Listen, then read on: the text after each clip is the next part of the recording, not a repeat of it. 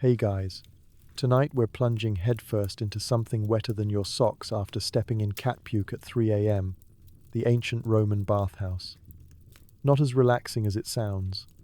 Forget spa music and cucumber water. This isn't a place of peace. It's a sweaty, chaotic, occasionally dangerous social stew. You're not here to unwind. You're here to scrub, soak, and silently pray that nobody farts in the caldarium. Before we lower ourselves into this tepid historical hot tub of despair, take a second to like the video and subscribe, but only if you actually enjoy what I do here. And drop a comment telling me where you're listening from and what time it is. Somehow it's always 2:12 a.m. in someone's bathroom. Now dim those lights, turn on a fan, maybe apply a face mask if you're feeling fancy, and slide into something more comfortable, like, say, 1st century Rome. So let me ask you, have you ever wondered what it's like to scrub another man's thigh crease for a living? Would you enjoy being yelled at by wealthy senators because their sponge wasn't warm enough? Could you last a day scooping toenails and stray hairs from lukewarm bathwater with nothing but a wooden ladle and a mild concussion? Would you survive the suffocating heat of a hypercaust furnace chamber, naked, sweaty, and covered in soot? And if your job involved exfoliating the backs of 300 angry Roman men, would you still feel like you had a purpose? Because, congratulations, you've just woken up in 122 amperes. D. You are now officially a Roman bathhouse attendant. You are barefoot, you smell like someone else's armpit, and your boss is already yelling at you to fetch more olive oil. Good luck. You don't even get a name. You're boy, you, or oi. And your first task? Kneel beside a reclining man with more body hair than decency and scrub his feet with oil and a sponge that's seen too much. If you hesitate, he threatens to report you to the edile. You don't know what that means yet, but it sounds like paperwork. So, welcome to your first 5 minutes on the job. You're barefoot, underdressed, and alarmingly moist. The marble floor is slick with condensation, olive oil, and the ghost of 1,000 exfoliated elbows. Your job officially is assistant, but that title is generous. You are here to rub, scrub, fetch, carry, and absorb insults like a human sponge. And today, your primary responsibility is to clean the bottom half of a Roman senator who eats grapes one at a time like it's a performance art piece. He's reclined on a padded bench, draped in a towel that doesn't quite cover everything it should. You, on the other hand, are squatting at his feet with a small ceramic dish of warm oil, a very squishy sponge, and a strigil that's bent slightly from overuse.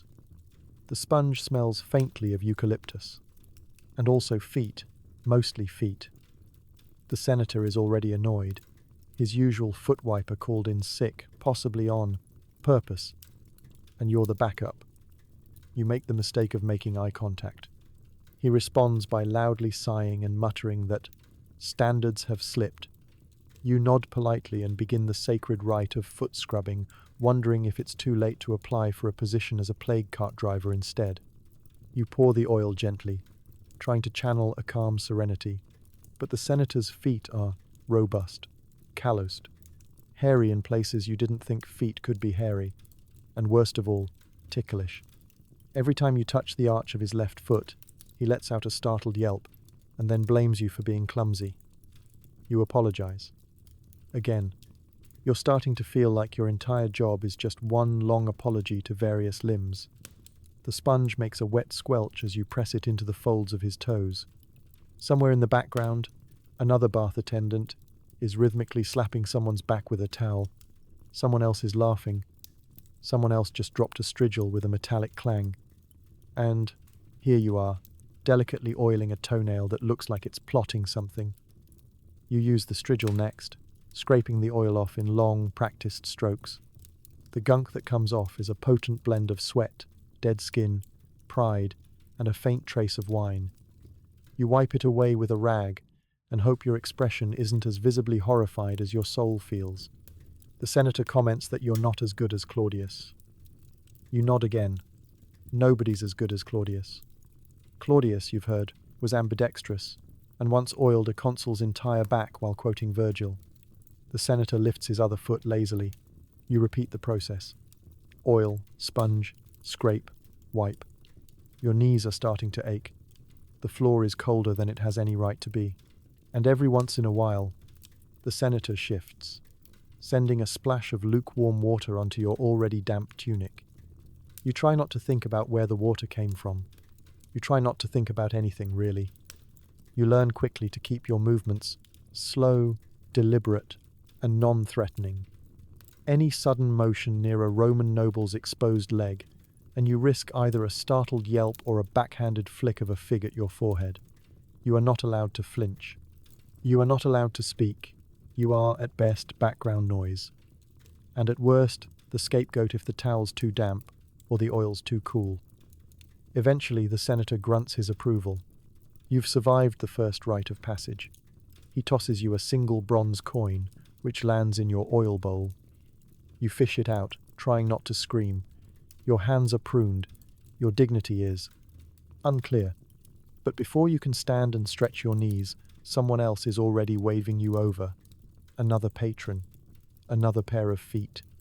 Another chance to make eye contact with a man who's forgotten your name because he never learned it in the first place. You shuffle across the floor, still barefoot, still squishing.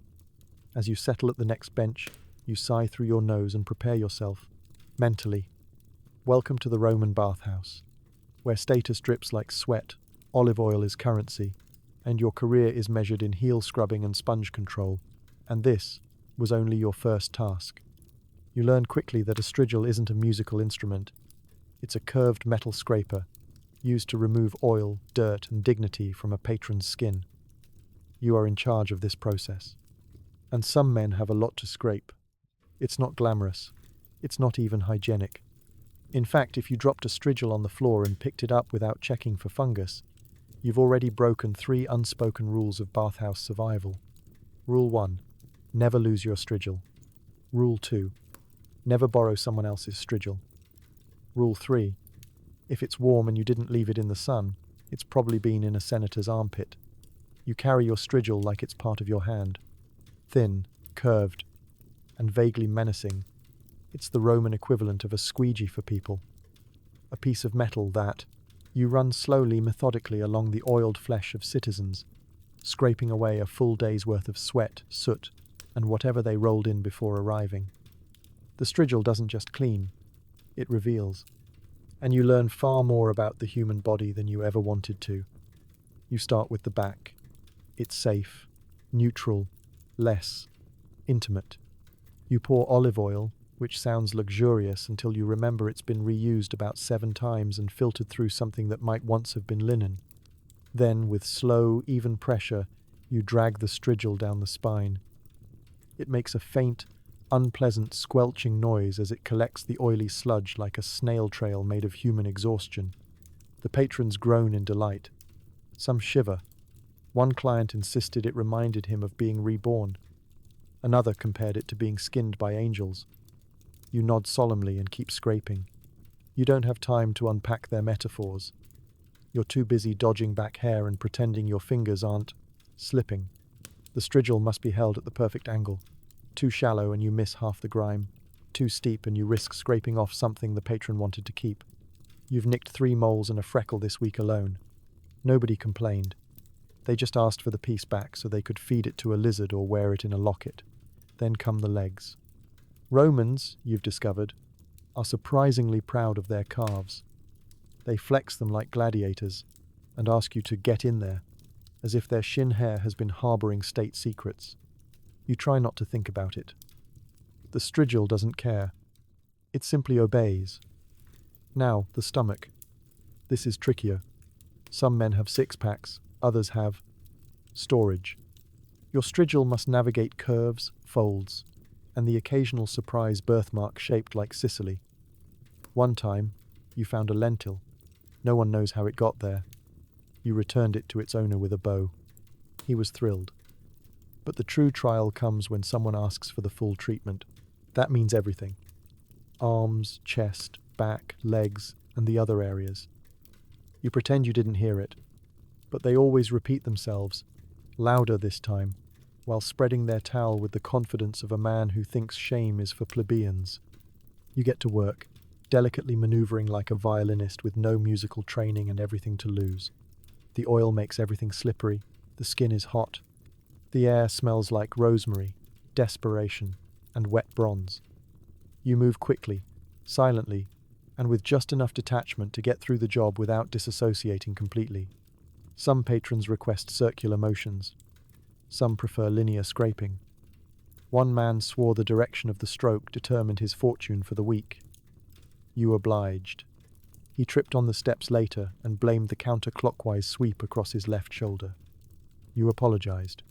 Again, cleaning the strigil itself is another process. You rinse it in a basin of vinegar and herbs that hasn't been changed since Augustus was a teenager. The strigil emerges only slightly less haunted. You wipe it with a rag, re-oil the blade, and offer it respectfully to the next patron, like it's an ancient relic passed down through generations of lower back exfoliators. Eventually, your hands begin to cramp, your back aches. But there's still one more man waiting, lean, silent, covered in battle scars and oil that smells faintly of ambition. He nods once. You nod back. You begin. The strigil glides over him. The room falls quiet. For a moment you feel like you're doing something important, something ancient, something sacred. And then he lets out a long sigh and asks if you do feet too. The moment is gone. So you continue, scraping, wiping, re-oiling. The metallic arc of the strigil becomes the rhythm of your day. It sings its own strange lullaby, whispering stories of grime and glory with every stroke. Because in ancient Rome, cleanliness isn't next to godliness. It's next to you holding out his arm, covered in oil, waiting to be scraped. The caldarium is the hottest room in the bathhouse. It's like a sauna, if a sauna was a hell portal. You bring in buckets of hot water, try not to pass out from the steam, and occasionally guide a noble's hand back to their own lap. It's early afternoon, and you're already drenched though, whether it's from the steam or your own anxiety, no one can say. The walls of the caldarium are glistening with condensation. The marble floors are slippery with oil, and the air is so thick you could probably chew it. You don't breathe in this room. You gulp. Every exhale feels like it's being filtered through a boiled towel. Your job is simple. Keep the hot water flowing, replenish the oil, and make sure nobody dies from hubris or dehydration. Easier said than done.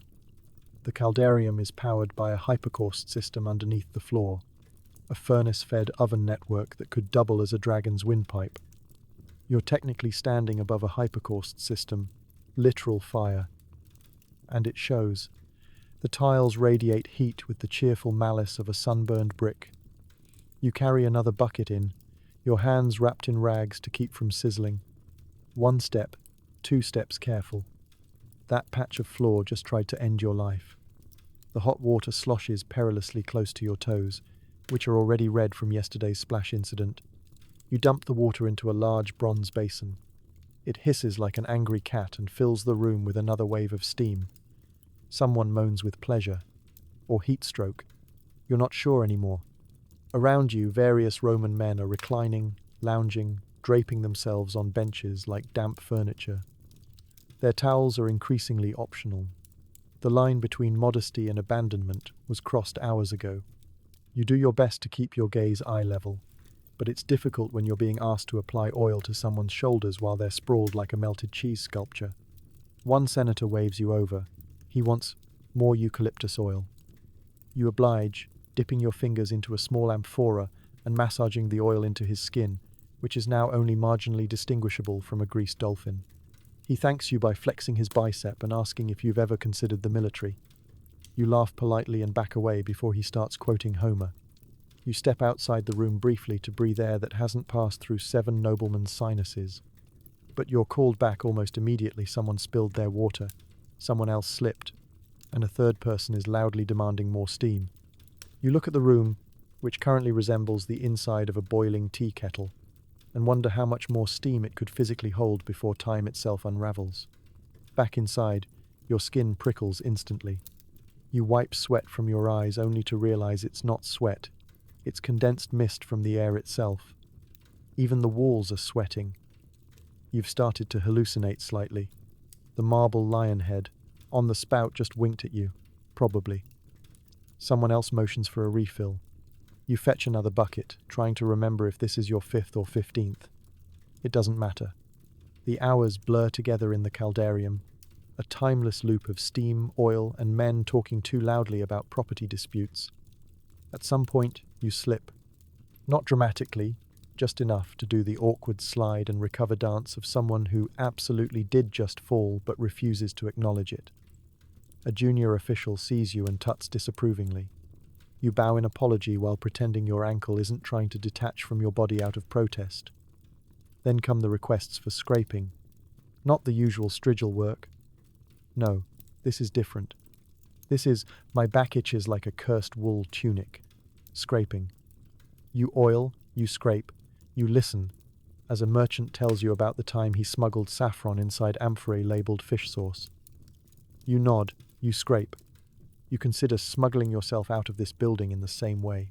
By now, you've lost all sense of personal dryness. You are a walking puddle with job responsibilities. Your tunic clings to you like a needy sea sponge. You haven't blinked in a while because your eyelids are too damp to function properly.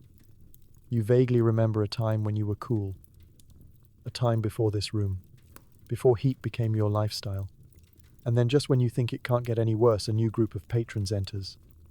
Fresh, loud, already complaining about the temperature. You breathe in, nod respectfully, and get ready to start all over again. Because this is the caldarium, where time melts, towels sag, and you humble bathhouse attendant serve nobility with grace, sweat, and just the faintest hint of resentment. Forget soap. Romans used oil to clean themselves. Your job is to pour it on them, rub it in, and scrape it off. It's less spa treatment and more human marinade. At first you thought they were joking. Olive oil? For cleaning? You'd spent your whole life associating it with salad dressing. But here in the bathhouse, it's considered a miracle cure for everything from dirty feet to existential dread. And lucky you, you're the one in charge of applying it to people who have been sweating in togas all day. The oil isn't even fancy. It's the cheap stuff. The kind of olive oil that comes in enormous clay jugs and smells like an overripe picnic. Sometimes they toss in herbs, rosemary, thyme, occasionally lavender if someone's feeling generous. But mostly, it's just warm, greasy liquid waiting to be slathered over a man who hasn't sat down without grunting in 10 years. You begin by pouring a stream of oil directly onto the client's back. It glistens, rolls, pools slightly in the small of their back like a little Mediterranean puddle. The client sighs deeply, as if your pouring technique has unlocked a memory of youth. You, meanwhile, are focused on not slipping in the overflow dripping down their sides and onto your own toes. Next comes the rubbing. It's a full-body affair, usually without much warning. Some men are chatty. Others lie there in absolute silence, except for the occasional whimper that might be pleasure or early onset heat stroke. Either way, you rub the oil into their skin with both hands, working it into every crevice and curve like you're seasoning a roast before sending it into the oven. You quickly learn the art of keeping your face neutral. You cannot flinch at moles, recoil at back hair, or pause when someone casually lifts their leg and asks for a little more around the inner thigh. Your job is to be invisible and efficient, like a ghost that smells faintly of oregano. Eventually, the oil starts to do its job, sort of. It lifts the dirt and sweat to the surface, creating a slick layer of grime that reflects the torchlight like medieval varnish. This is where the strigil comes in. You take the curved metal scraper, hold it at the right angle, and begin removing what can only be described as human residue. It peels away like a lasagna made of regret. The first few passes are always the worst. You learn quickly which men sunbathe, and which ones have spent the last decade accumulating layers of Roman filth, like geological strata. By the time you're halfway down their back, your strigil is coated in a substance that science would have trouble classifying. You wipe it onto a rag, rinse it in a vinegar basin, and return to the task like a soldier of sanitation. The oil isn't just for cleaning, it's also a status symbol. The richer the patron, the more elaborate the oil blend. You've seen men bring in their own personal amphorae, sealed with wax and guarded like sacred scrolls. One man claimed his oil had been blessed by a priest and harvested from trees grown on sacred ground. It smelled like regret and old socks. But you nodded respectfully and applied it to his calves like he was an emperor.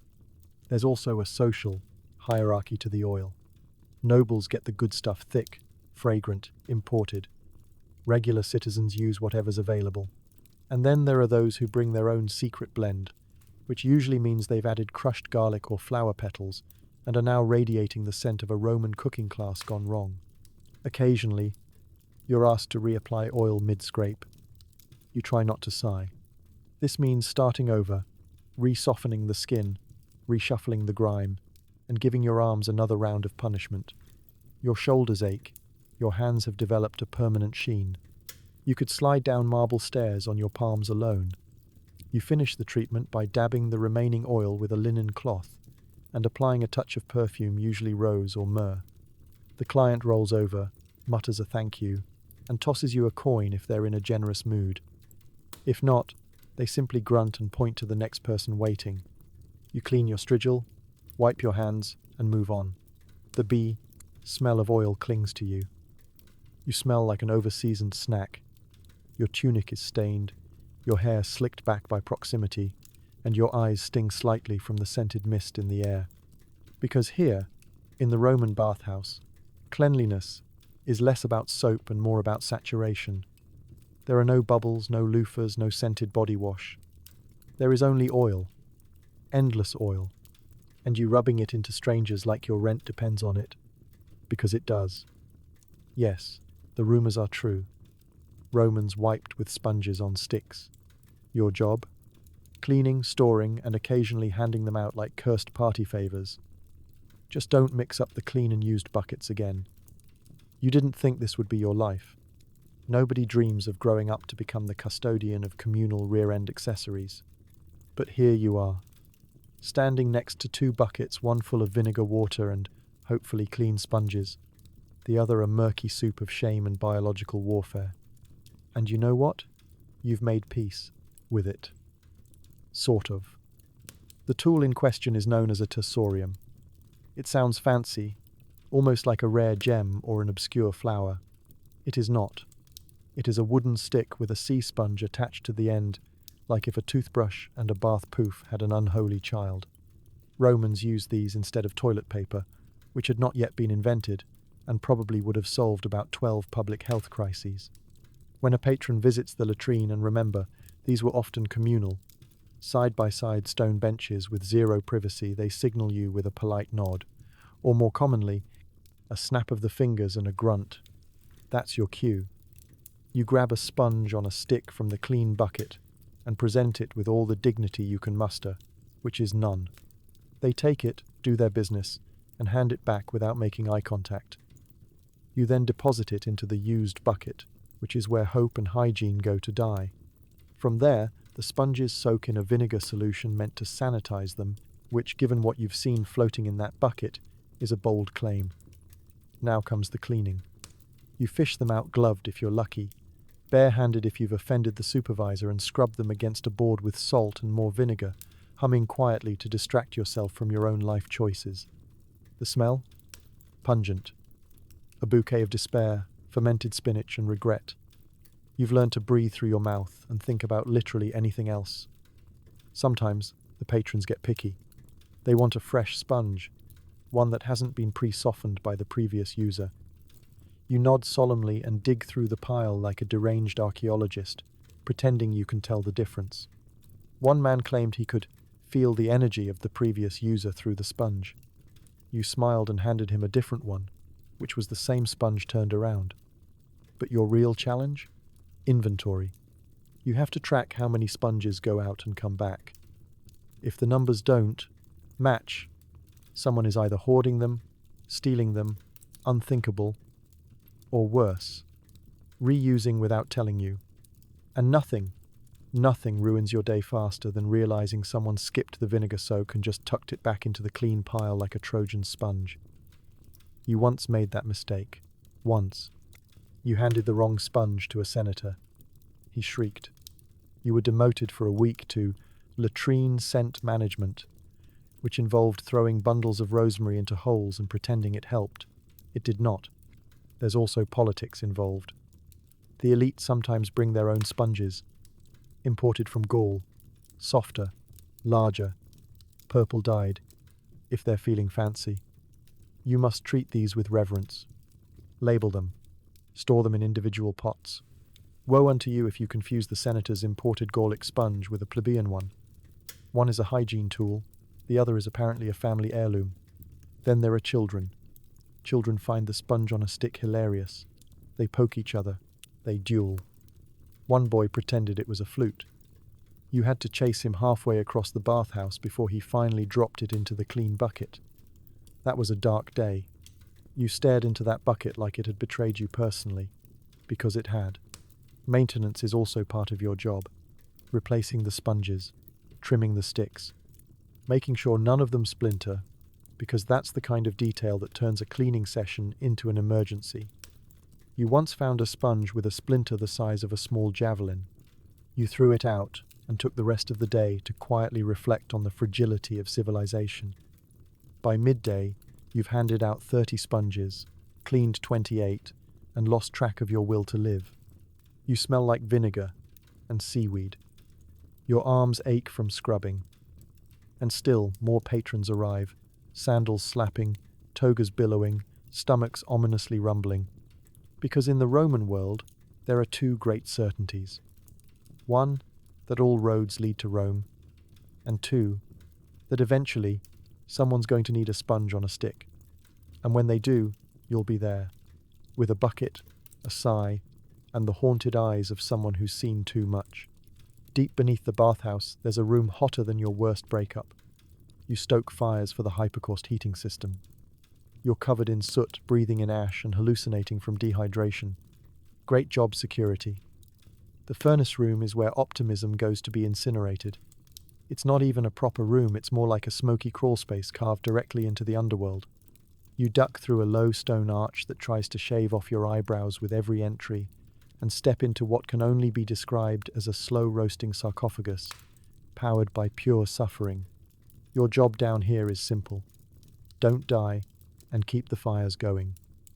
You feed the Praefernium, the large, gaping mouth of the furnace that powers the entire bathhouse's hypercaust system.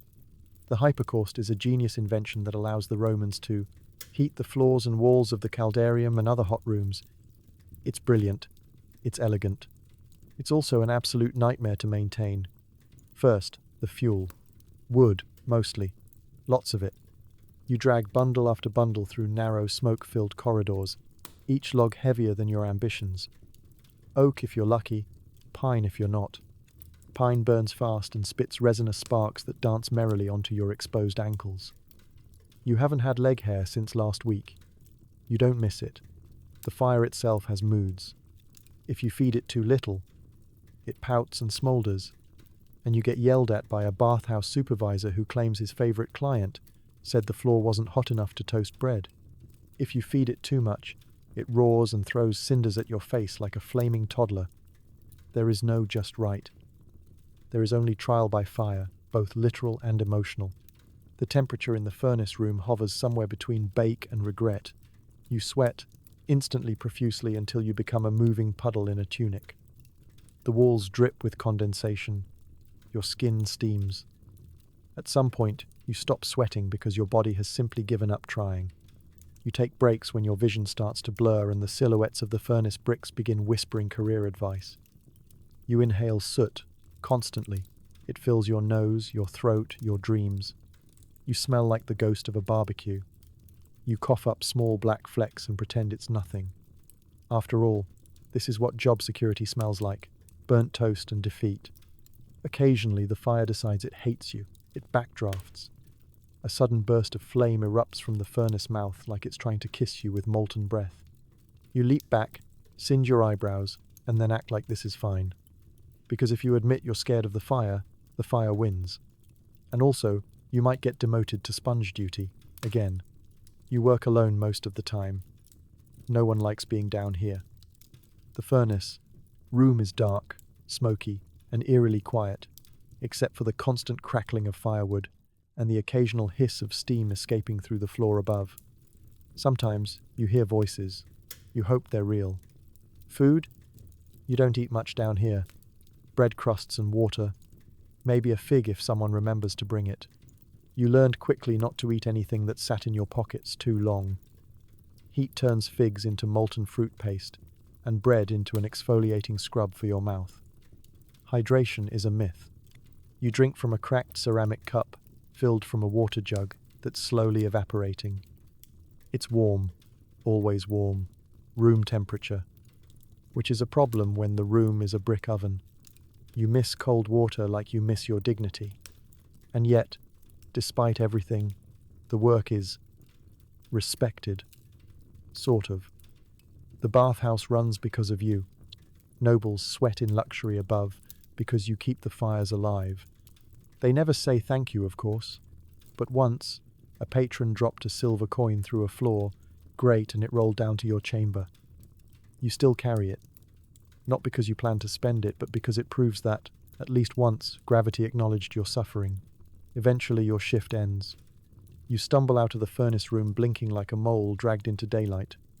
Your skin is flushed, your eyes red. You smell like scorched olives and failure. But the bathhouse is warm. The marble floors are toasty. And above, a dozen senators are lounging in blissful ignorance. They'll never know your name. They'll never visit the furnace room. But without you, their feet would freeze, and their steam would vanish. So you walk past them, soot-streaked and sleep-deprived, carrying a basket of fresh firewood and the vague hope of a nap. Because down here in the underbelly of Roman luxury, you're the reason the empire sweats. Massages in Rome were rough. Bones pop, muscles scream, and the elite enjoy it a bit too much. Your forearms ache from pounding shoulders, and you start wondering if tendinitis counts as divine punishment. There's no soothing pan flute in the background, no lavender-scented candles, no complimentary cucumber water. Instead, you're in a small, echoing chamber with flickering oil lamps, a pile of questionable towels, and a client who just asked if you can go harder, even though you're already massaging him like he owes you money. Roman massages aren't relaxing, they're physical combat. You're not just applying oil and working out a few knots. You're delivering something between gladiator therapy and controlled violence. The patrons expect you to bend them, stretch them, slap them, and somehow make them feel like this is what wellness looks like. It begins with oil. Always oil. You rub it between your palms like you're preparing for surgery. The client, usually some retired soldier or official who spent the morning shouting at people, lies face down on the marble slab, draped in a towel that covers absolutely nothing. You kneel beside them like a priest ready for confession and begin the ritual. First come the shoulders. You push your thumbs in deep, searching for tension and finding entire continents of stress. You knead, press, dig, and then they make that sound, the groan, half pleasure, half exorcism. That's your cue to keep going. Your hands cramp almost immediately. These men are dense.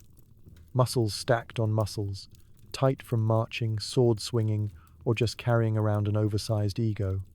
Your only weapons are your thumbs, and the vague hope that your joints won't betray you halfway through a rotator cuff. They request all sorts of techniques.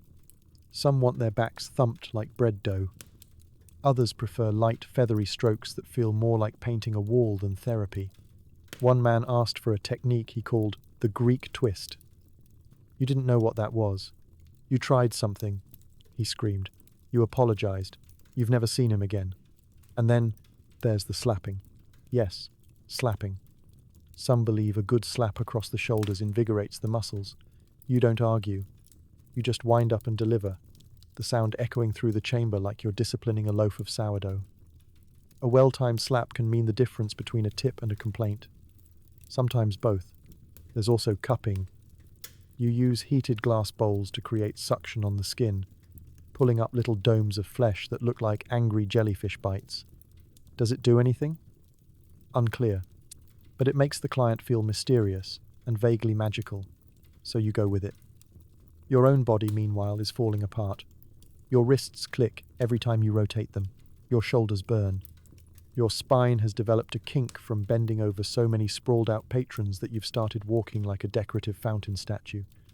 You try switching hands, switching stances, switching realities. Nothing helps. One particularly bold senator once asked for a reverse massage, which apparently meant he would massage you, just to see what it felt like from the other side. You declined. He insisted. You accepted. It was the worst 5 minutes of your life. He used his knuckles like pestles and compared your back to old bread. Sometimes you're pulled into double sessions, one person on each bench. You switch between them like a doomed carousel horse, trying to remember which one prefers the soft taps and which one asks to be elbowed like he's being punished for tax fraud. Then there's the conversational minefield. Some men like to chat. They'll tell you everything. Their plans to run for magistrate, their opinions on grain imports, the details of their third wife's ongoing court case. You nod, grunt politely, and keep digging your knuckles into their hamstrings while silently reciting your own eulogy. Others prefer silence. Deep, awkward, ominous silence. The kind of silence that makes you wonder if they're meditating or plotting your death. You breathe quietly and focus on the task at hand, rearranging a grown man's spine without crying. Eventually, they roll over. You avert your eyes. You dab excess oil from their chest. You work the arms, the calves, the feet, if you're unlucky. And finally, they sit up, stretch, and say something infuriatingly casual like, "That'll do." Sometimes they toss you a coin. Sometimes they forget. Sometimes they critique your technique and offer to train you personally next time. You smile, you nod, you scream internally. Because in ancient Rome, massages weren't about relaxation. They were about domination, of knots, of tension, of poor, exhausted bathhouse attendants who didn't sign up to become human battering rams. And so you wipe your hands on a linen cloth, roll your aching shoulders, and prepare for the next client. He's already oiled up, and he looks like he bench presses donkeys. Sometimes, local farmers sneak their goats into the public baths to clean them. Nobody likes this. Especially you. You now have to herd wet goats out of the tepidarium while wearing nothing but a linen loincloth. This is not what you signed up for. You became a bathhouse attendant because, well, someone had to do it. You thought it might involve some scrubbing, maybe a bit of towel folding, the occasional awkward oil massage. But no one mentioned goats. No one mentioned wet, panicked, aggressively fragrant goats galloping between half-naked senators and casually pooping on the hot marble floors. It always starts the same way. You're restocking oil jugs or trying to scrape mysterious sediment off a bench when you hear it, the delicate clop of tiny hooves on stone. At first you think you're hallucinating again. Heat, dehydration, and prolonged exposure to noblemen's feet will do that. But then you hear the bleating, loud, confused, slightly defiant. You freeze. You know that sound. And then chaos. 3 goats. Maybe 4. It's hard to count. They burst through the archway into the tepidarium, their coats already slick with water and shame. They look around, unimpressed, and immediately start climbing on things. Benches. Patrons. One particularly bold goat makes eye contact with a merchant and hops directly onto his stomach. The merchant screams.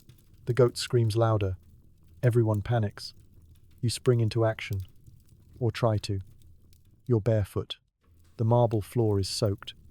Your only armor is a rapidly unraveling linen loincloth and the waning dignity of someone who was just elbow deep in a vinegar bucket. You grab a broom not for sweeping, but as a kind of ceremonial goat-herding staff and begin the chase. The goats, of course, do not care. They scatter in different directions. One gallops through the caldarium, where it promptly knocks over a jug of oil and causes a chain reaction involving a senator's foot, a backflip, and several accusations of divine punishment. Another goat heads for the goat heads for the goat heads for the gal, frigidarium, slips on the steps, and is now trapped in a cold plunge pool, staring at you like you put it there. Meanwhile, a third goat is helping itself to someone's fig platter. The farmer who brought them in is nowhere to be found, of course. Probably lurking just outside the entrance, pretending he didn't know.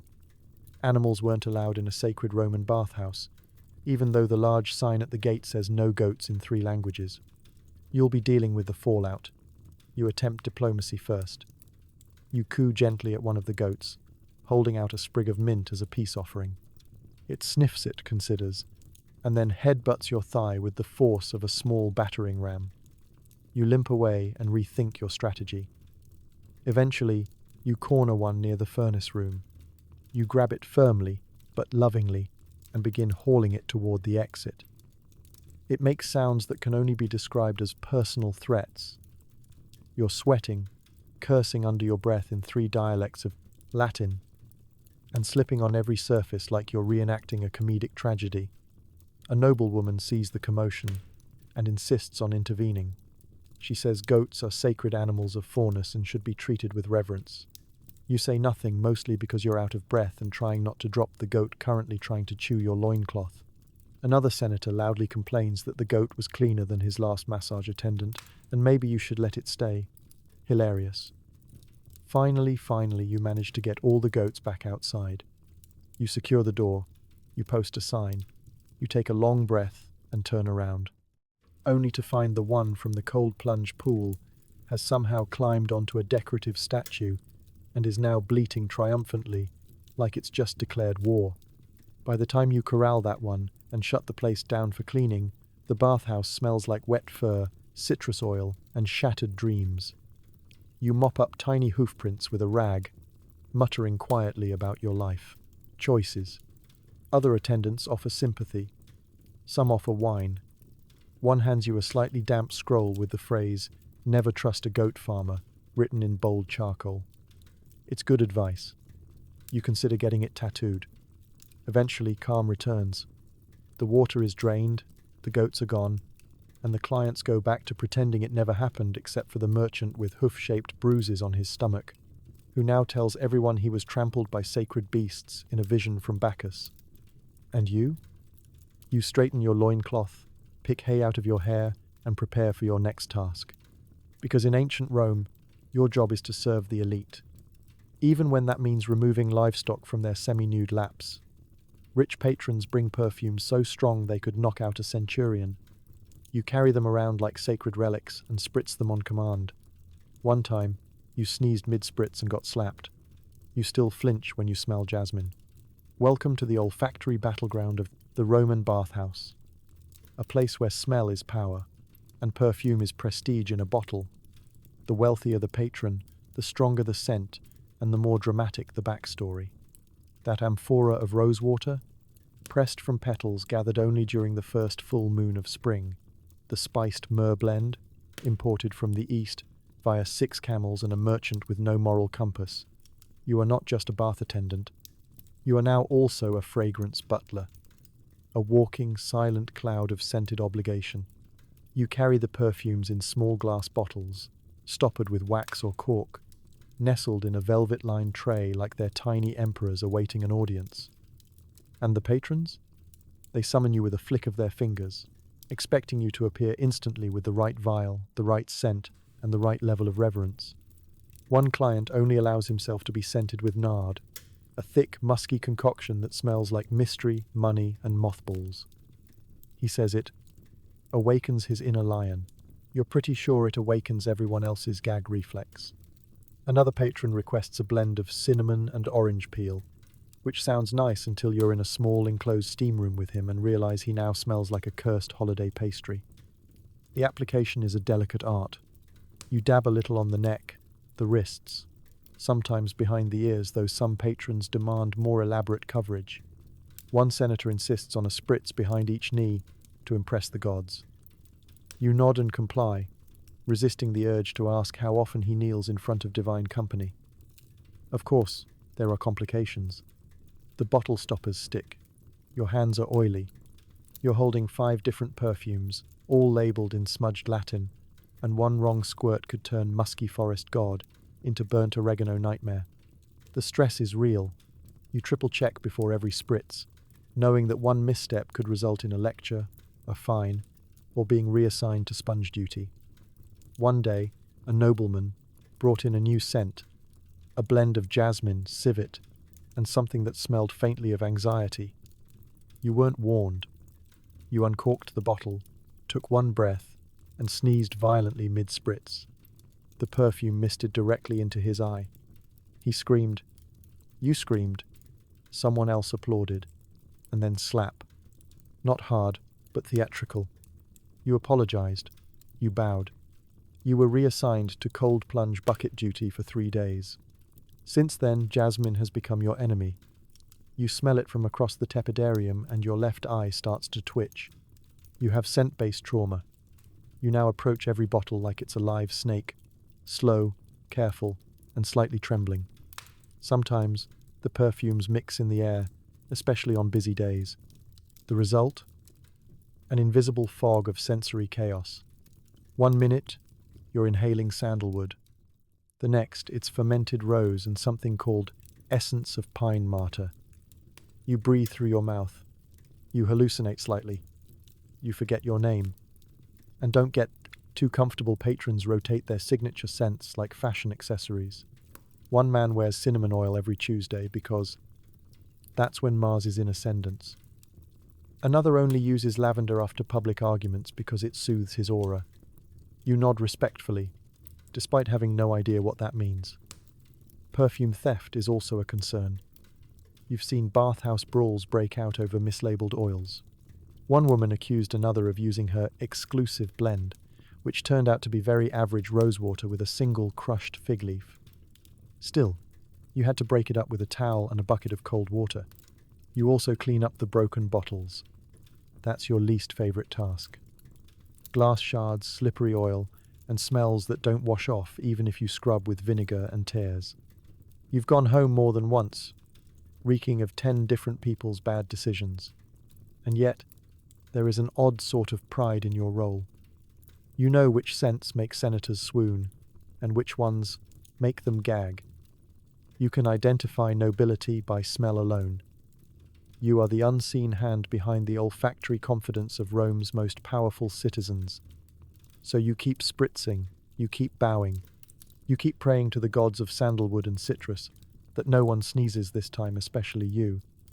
Because in ancient Rome, scent was status. And you, poor bathhouse attendant, are the nose that bears the burden. The frigidarium seems like a relief. It's not. The moment you step in, your soul leaves your body. Unfortunately, your shift isn't over. You still have to clean up the floating body hair afterward. The frigidarium is supposed to be the refreshing end to the Roman bathing cycle. A bracing dip. A moment of clarity. A return to cool-headed dignity after an hour of steaming, scraping, and smelling like a floral-infused roast chicken. Patrons describe it as invigorating, restorative, cleansing. You would describe it more accurately as a hostile temperature trap designed by Neptune out of spite. The plunge pool is a deep rectangular basin of icy water that looks beautiful, clear, shimmering, and peaceful. Do not trust it. That water will greet your skin like an unpaid debt. You've seen grown men cry as they descend the marble steps, trying to maintain their senatorial composure while their lungs seize and their dignity shrivels into a small raisin floating near the drain. Your job is to assist them in and out, gracefully, with a straight face, even when they squeal. Some men dive in. They say it builds character. They emerge seconds later with goosebumps the size of olives, and the stunned look of someone who's just remembered they left the oven on at home in the middle of a war. Others try to ease in slowly, one trembling foot at a time, muttering prayers to Fortuna and bargaining with the gods as their bodies betray them inch by inch. You offer towels, you nod solemnly. You pretend not to notice the high-pitched gasps or the awkward retreat from the deeper end.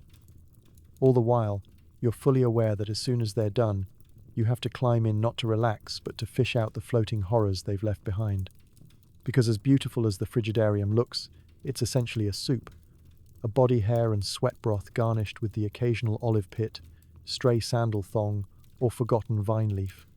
The water is cold enough to keep the bacteria guessing, but not cold enough to hide the little greasy slicks that bob on the surface like guilty memories. You take a deep breath. You steel yourself. You step in. Instant regret. The water hits you like a betrayal. Not a small betrayal. Not, you ate the last date cake betrayal. More like, You sold me into slavery and married my goat. Betrayal. Your muscles seize. Your joints yelp. Your heart politely asks if it can leave the building. You are now a human icicle with a sponge and a little net on a stick. You start cleaning. Hair first. Always the hair.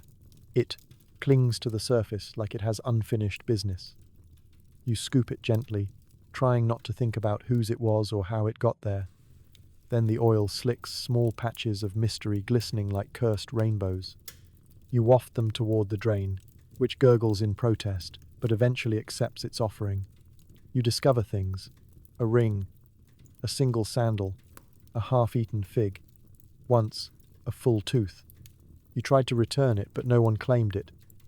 It's now in a jar on the supply shelf labeled conversation piece. Sometimes the patrons stay in the water too long. They begin to shiver. You offer a hand. They pretend not to need it. Their lips say, "I'm fine." Their trembling knees say, "Please save me." You wrap them in towels that are somehow always damp and guide them to the bench where they collapse like soggy laundry. One man made it a habit to meditate in the cold plunge for over half an hour. You once had to poke him to make sure he hadn't frozen in place. He claimed the water helped him hear the gods more clearly. You wondered if hypothermia also counted as divine communication. And when the pool is finally empty, and the patrons are dry, warm, and sipping watered-down wine, you remain behind, draining the basin, scrubbing the stone, picking stray toenails from the corners like some tragic aquatic archaeologist. It's hard to feel majestic in that moment. Your hands are blue, your nose is running. You've slipped 3 times and said things in Latin that would get you banned from most temples. And still, the water shimmers, mocking you, whispering, "You'll be back tomorrow." Because in ancient Rome, bathing wasn't just ritual, it was spectacle. And the frigidarium was the final act. The cold, shocking, humbling end to a day of indulgence. And for you, the humble bathhouse attendant, it was the daily reminder that no matter how many massages you gave, fires you stoked, or goats you herded, you would always end up ankle-deep in mystery hair, freezing and rethinking your life choices. You are in charge of distributing and laundering towels. There are 3 rules.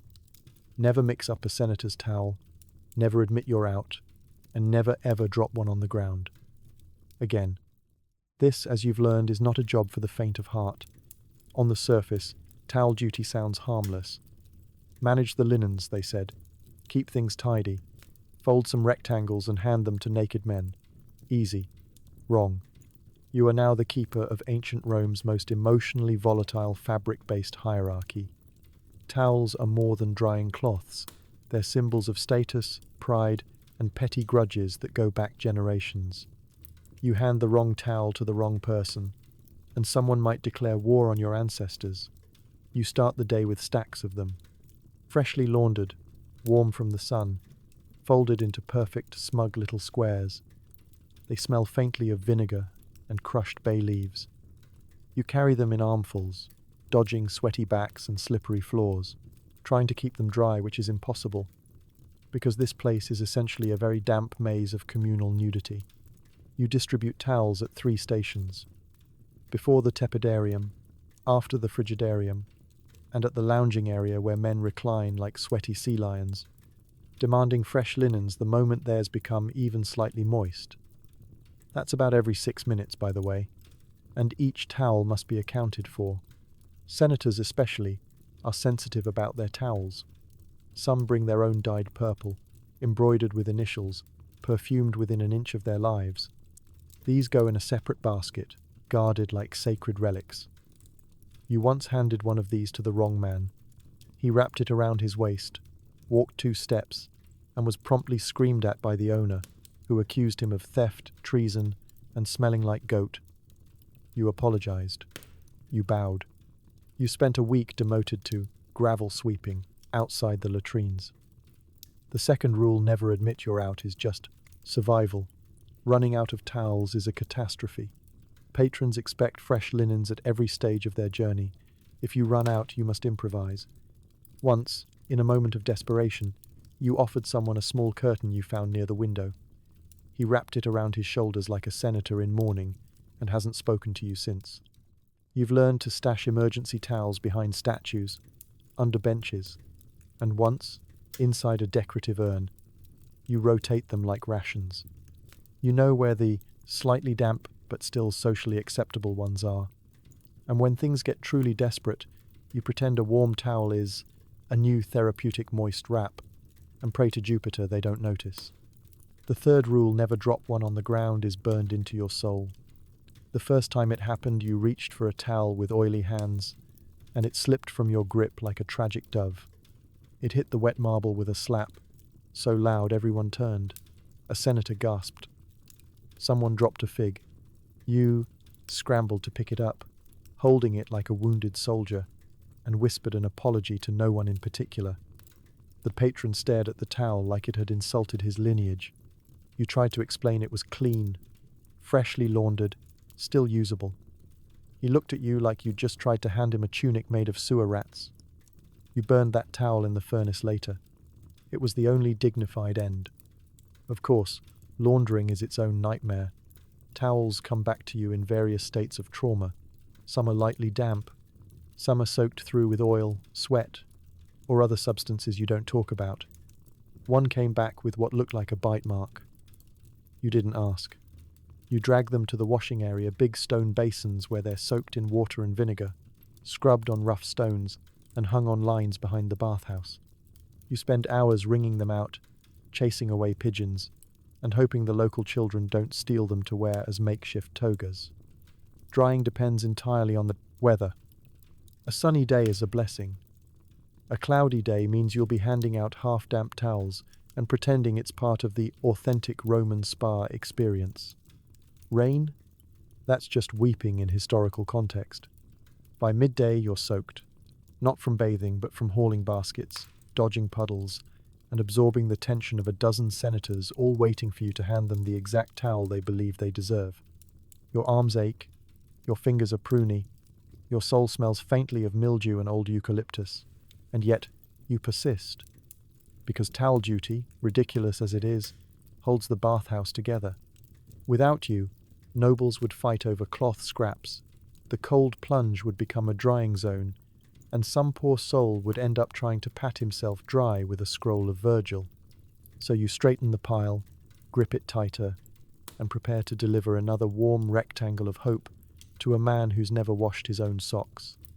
Because in ancient Rome, cleanliness was next to godliness, and you were the soggy, exhausted priest of towels. The bathhouse is where Rome talks. You hear everything from flirtations to treason. You keep your head down and pretend not to understand. You do understand, and you're very afraid.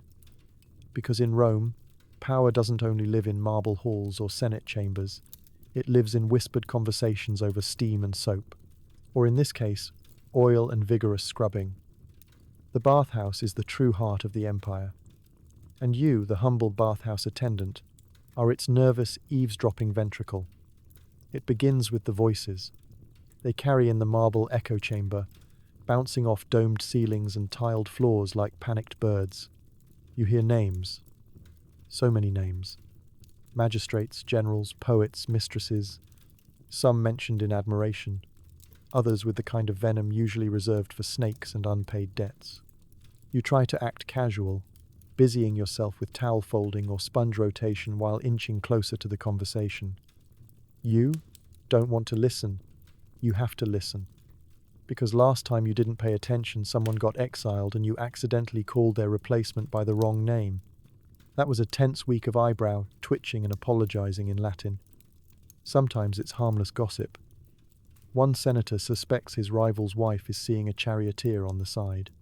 Another claims he saw a famous playwright crying into lentil soup at a tavern. You nod silently, file it away, and immediately forget it, until you hear it again in a slightly different version from another source 10 minutes later.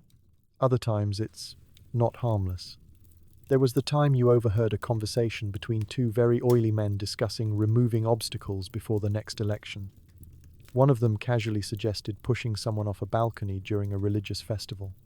The other laughed. You did not. Or the time a noblewoman, halfway through a massage, murmured that her cousin's husband might meet with unfortunate, Mouldy olives, if he didn't hand over the vineyard deed. She smiled. You dropped the oil flask. No one commented, but she definitely winked at you afterward. You learn quickly, don't react. Don't flinch, don't even blink too loudly. The bathhouse is a performance. Everyone's watching everyone else, pretending not to care. Nobles lounge like lazy lions, making deals with their eyes closed and their hands in the air, while you kneel nearby with a sponge and the weight of imperial secrets pressing on your spine. The politics are endless. Who's in favor? Who's fallen out? Who's being investigated? Who's bribing who? It's like a live-action soap opera, but with more nudity and worse lighting. You've heard detailed plans for votes, marriages, blackmail, and one very specific discussion about how to discreetly poison a fig, and through it all, you are invisible, which is both your greatest protection and your greatest curse. Because when something goes wrong, say, a senator suddenly drops dead during a banquet, someone inevitably asks, "Did anyone hear anything at the baths?" All heads turn to the bathhouse staff. All eyes turn to you. You say nothing, of course. Just like you said nothing when the general started bragging about his quiet alliance with the Germanic envoy, or when the governor of Sicilia asked someone if 2,000 denarii could disappear a problem. You pretend your Latin is limited, that you only understand towel requests and sponge jokes. You nod, bow, smile. Meanwhile, your internal monologue is a panicked legal defense. Of course, not all bathhouse talk is politics. Some of it is romantic drama, love affairs, secret rendezvous, unrequited obsessions. You once heard a passionate confession from a merchant to a soldier that ended in an argument about whose turn it was to pay for dinner. You also once heard someone recite very bad love poetry to a statue, thinking it was a real person. There's also speculation, wild speculation. Did the emperor's cousin really disappear in a boating accident? Or was it a boating accident? Was the new grain tax just a cover for temple repairs? Or was it to pay off a gambling debt? You absorb it all, silently, like a sponge. Ironically, you're probably the most informed person in the empire. You know who's planning a festival, who's stealing from the treasury, and who's pretending to be celibate but absolutely isn't. You've seen it all, heard it all, wiped it all down with vinegar.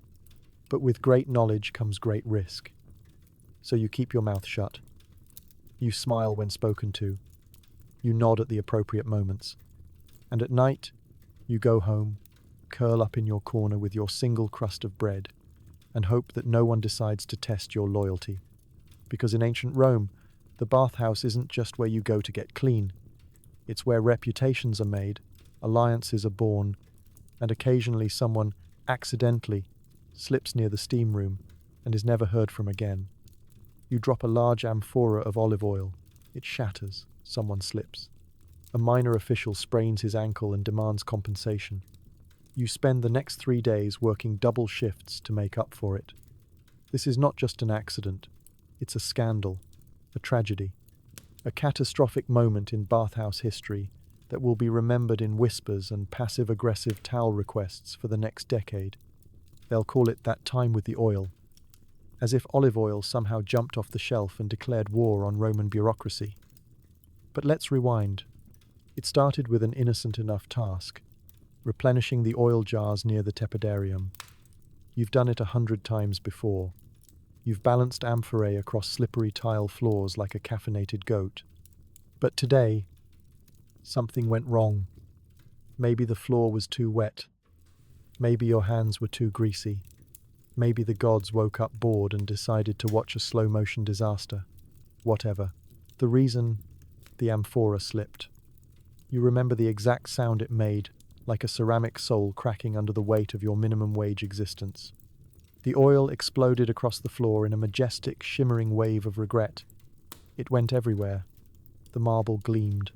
The air smelled like a salad. And in that moment you knew you were in trouble. The first casualty arrived seconds later.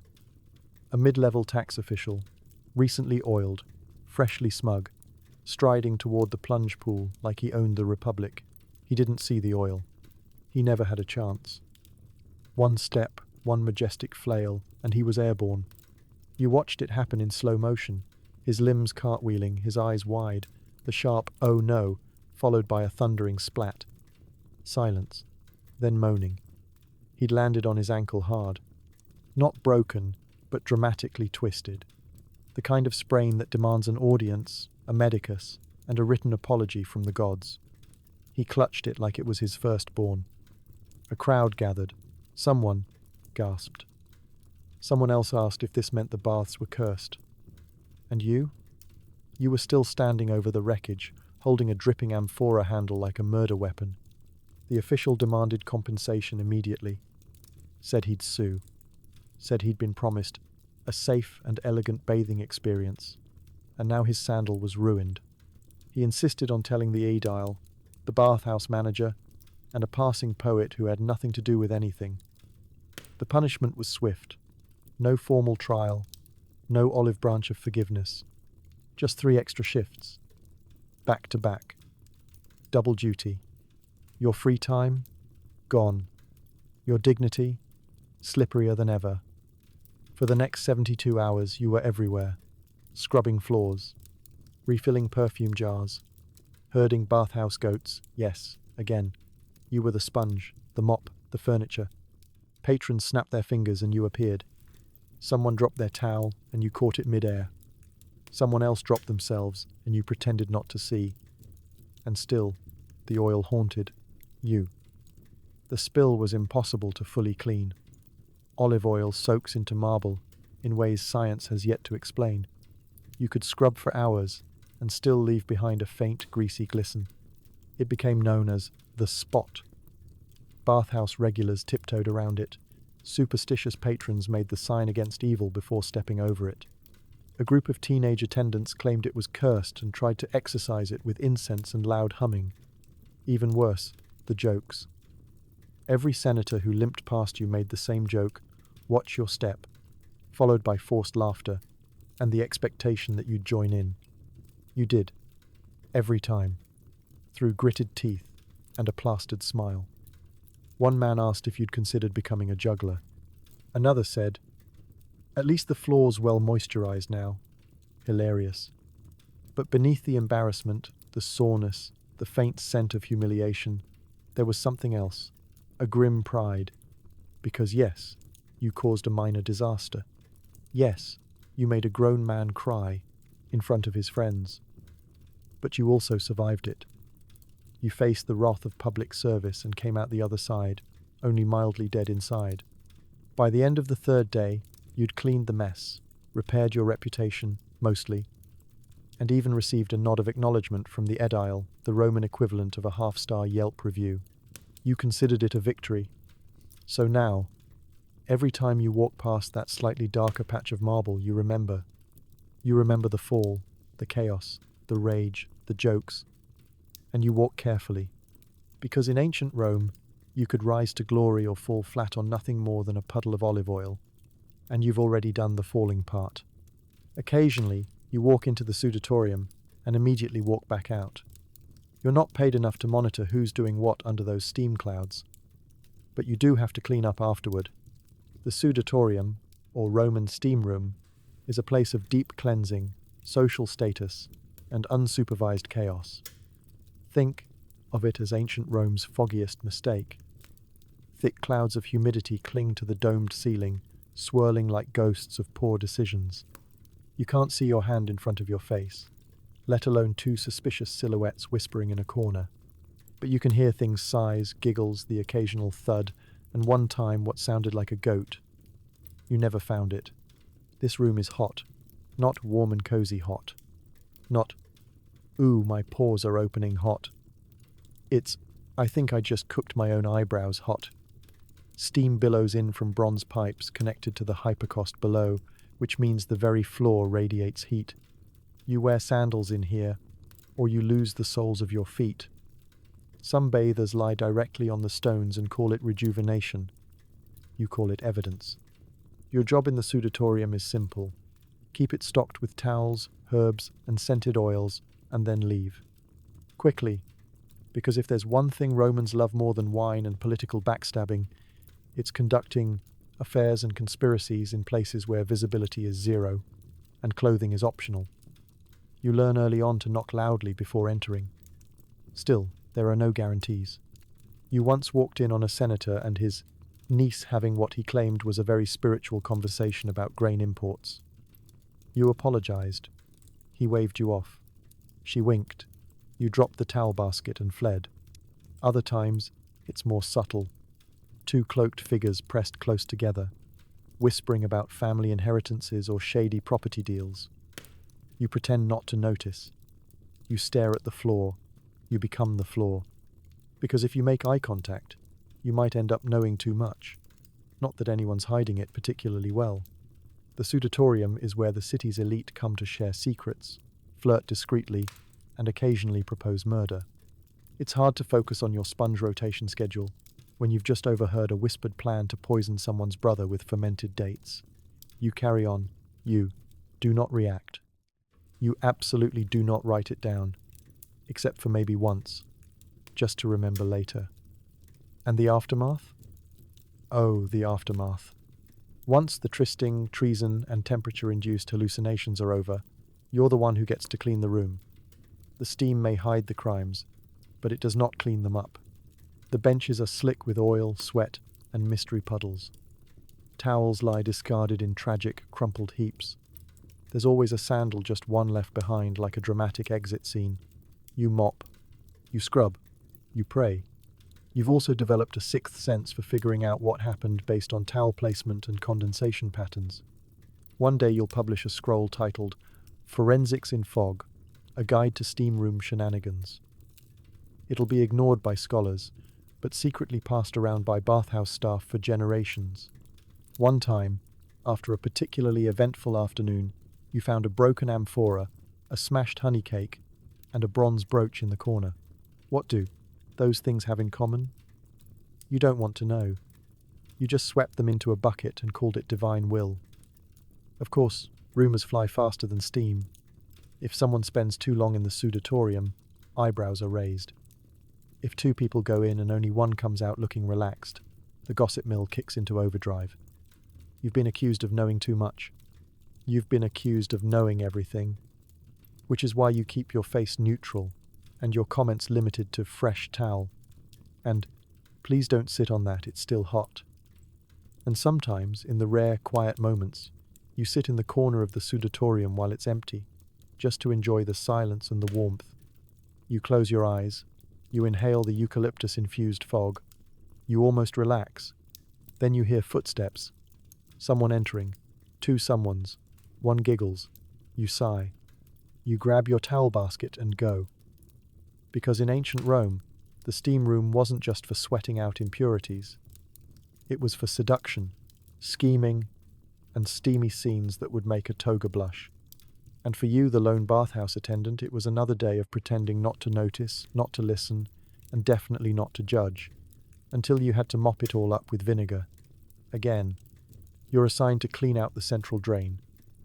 It contains 15 years of sludge, teeth, broken combs, coins, and something that might have been a snack. You discover smells no human should know. It starts with the aedile shouting your name from across the courtyard. Never a good sign. You stop mid-sponge, already sweating, already tired, and you know something dark is coming your way. He waves a hand toward the main drain like he's offering you a blessing. He's not. He's offering you a curse. You grab a bucket, a hooked stick, and a sense of doom. The central drain is located just below the apoditerium, the changing room, where centuries of sandals, togas, toenails, and regret have all passed over its mouth. It looks like a yawning sewer god carved into the floor, ringed with grime and the quiet moans of forgotten hair. You lift the grate. Immediately, you're hit with the scent. Imagine a mixture of rotting olives, expired foot cream, and betrayal. That's just the surface layer. Below that, deeper still, is a slow-moving sludge that gleams in the torchlight like something sentient. You stare into it, and it feels like it stares back. You reach in. Your hooked stick snags something almost immediately. You pull it out, hoping for a lost coin or maybe a dropped bracelet. It's a half-melted sandal, still somehow wet, and encrusted with what looks suspiciously like tooth fragments. You try not to think about it. You toss it in the bucket and go back in. The next hour becomes a slow-motion descent into madness. You dredge up layers of the past ancient gossip hardened into soap scum, forgotten trinkets, and the long-decayed souvenirs of 1,000 unwashed guests. Every scrape brings up something new and profoundly unsettling. A bent hairpin, a child's toy figurine, a bronze ring that hisses when it touches the air. You also find food, or something that used to be food. There's a lump that might have once been a fig, now blackened and preserved in a way no fig should ever be. There's a vine leaf wrapped around what appears to be a single snail shell. You begin to suspect this isn't a bathhouse drain so much as an experimental pantry for cursed recipes. At one point, you pull up what looks like a mouse skull fused to a soap lump. You give it a name, Marcus. He's your only friend now. And the hair. Oh, the hair. There are mats of it tangled, congealed, fused with grease and dreams and some kind of mineral deposit that might actually qualify as a new species. You try to scrape it loose with your stick. It clings. It resists. It's winning. You gag. You cough. You taste history, and it tastes like feet. Meanwhile, people walk by. Patrons in togas step over you like you're part of the architecture. One man complains that the vinegar steam smells odd today. Another tells you not to work so hard, it's only a drain. You nod. You smile. You hope his towel ends up slightly damp later out of karmic justice. Your co-workers avoid eye contact. One offers you a cloth to wrap around your nose. Another brings you wine, which you drink in one gulp, praying it kills whatever just entered your lungs. And still, you clean. Because the water won't drain unless you do. The pool will overflow. The steam will stagnate. And someone will inevitably blame you. So you dig deeper, past the point of good sense, down to the archaeological layers where ancient bathhouse sins are stored. You find a coin stamped with an emperor who hasn't ruled in 20 years. A sliver of ivory comb. A full tooth with a gold filling. Someone lost that mid-massage and never came back for it. Smart. Eventually, you reach bottom. You think. You hear a satisfying gurgle. The water level drops. You feel like you've won a small war against the forces of grime. You place the grate back over the drain like a tombstone, say a short prayer, and stagger away with your bucket of relics sloshing behind you. Back in the supply room, you dump it all out and stare. You have enough material to start a museum. The horrors of Roman hygiene, curated by a man who has seen too much. You sit on a bench. You breathe shallowly. You stare into the distance and briefly consider becoming a shepherd. Because in ancient Rome, bathhouses were places of beauty, civility, and communal joy. Until you lifted the drain. Now you know the truth. And the truth is slimy. Panic. Everything must be spotless. You polish floors with vinegar and tears. You are warned 12 separate times to make no eye contact. You trip on a sandal lace anyway. The day begins like any other, with you tired, underpaid, and slightly damp. But something is off. The edile is twitching. The towel supervisor is yelling in full sentences. The vinegar boy is crying. A colleague whispers, "He's coming," like it's a prophecy from a scroll they weren't supposed to read. And then you hear the two most terrifying words in bathhouse history. Imperial inspection. Which means the emperor is visiting. No one says which emperor or why, or whether it's a pleasant pop-in or a surprise death audit. What matters is that today, your humble bathhouse, a steamy tangle of towels, gossip, and toe fungus, must somehow transform into a marble-scented paradise, suitable for the ruler of the known world. Suddenly, everything is scrubbed. The caldarium is swept with laurel branches. Every sponge is triple-checked. Even the goats who should not be here are forcibly washed and tied to a column with fig leaves over their naughty bits. Someone arranges amphorae of perfumed oil in a way that feels suspiciously like bribery. You don't question it. Your new assignment? Floor polishing. With what, you ask? Vinegar. And a rag made from someone's old tunic. You're told to buff the floor until you can see your own reflection in it. And then keep going until your reflection looks grateful. You scrub, you sweat, you remove layers of grime previously assumed to be structural. The floor is so slippery it's now a lawsuit waiting to happen, but your supervisor beams at you like you've invented cleanliness. Keep going, he says. The Emperor has delicate feet. Someone else is responsible for scenting the air. They go a little too hard. Soon the tepidarium smells like a perfumery exploded. Patrons cough. A small child sneezes and causes a chain reaction of panic that ends with a senator fainting into a pile of towels.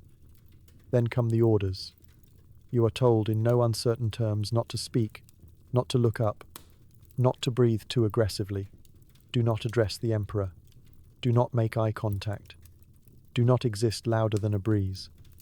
If you must be seen in motion preferably, bowing or carrying something heavy. The Emperor arrives mid-morning. You hear the trumpets first echoing through the stone halls like the start of a gladiator match you weren't trained for, then the footsteps. Leather sandals, polished, in perfect rhythm. His entourage glides in ahead of him, radiating wealth, perfume, and deep personal disappointment. And then, him. You don't know what you expected. A toga made of lightning? A halo of gold? What you get is a very clean man with extremely well-shaped eyebrows and the air of someone who hasn't cleaned his own ears in 15 years. He steps onto your freshly scrubbed floor.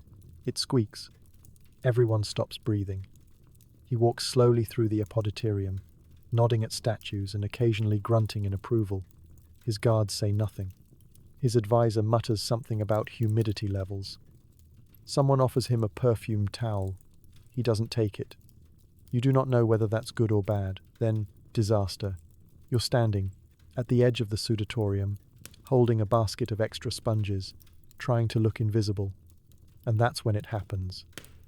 Your sandal lace loose. Treacherous, vengeful snags on the corner of the marble step. Time slows down. You stumble. Your arms pinwheel. The sponge basket goes flying. You catch yourself just in time to avoid full humiliation, but a single sponge lands at the Emperor's feet with a pathetic splat. You freeze. The room freezes. The Emperor looks down at the sponge. Then he looks at you. Not through you. At you. Eye contact. You have broken the rule. You brace for exile, or public flogging, or being reassigned to drain duty for eternity. But the Emperor bends down, picks up the sponge, and hands it back to you. Good grip, he says deadpan. Then he moves on, as if nothing happened. You're left standing there, holding the sponge of fate, unsure whether to cry, laugh, or change your name and move to Gaul. The rest of the visit passes in a haze. He soaks, in the plunge pool. He examines the hypercaust. He says adequate once, which makes the aedile cry with joy. And then, just like that, he leaves. The trumpets sound again. The sandals march away. The bathhouse exhales. You collapse behind a pillar. Your legs ache.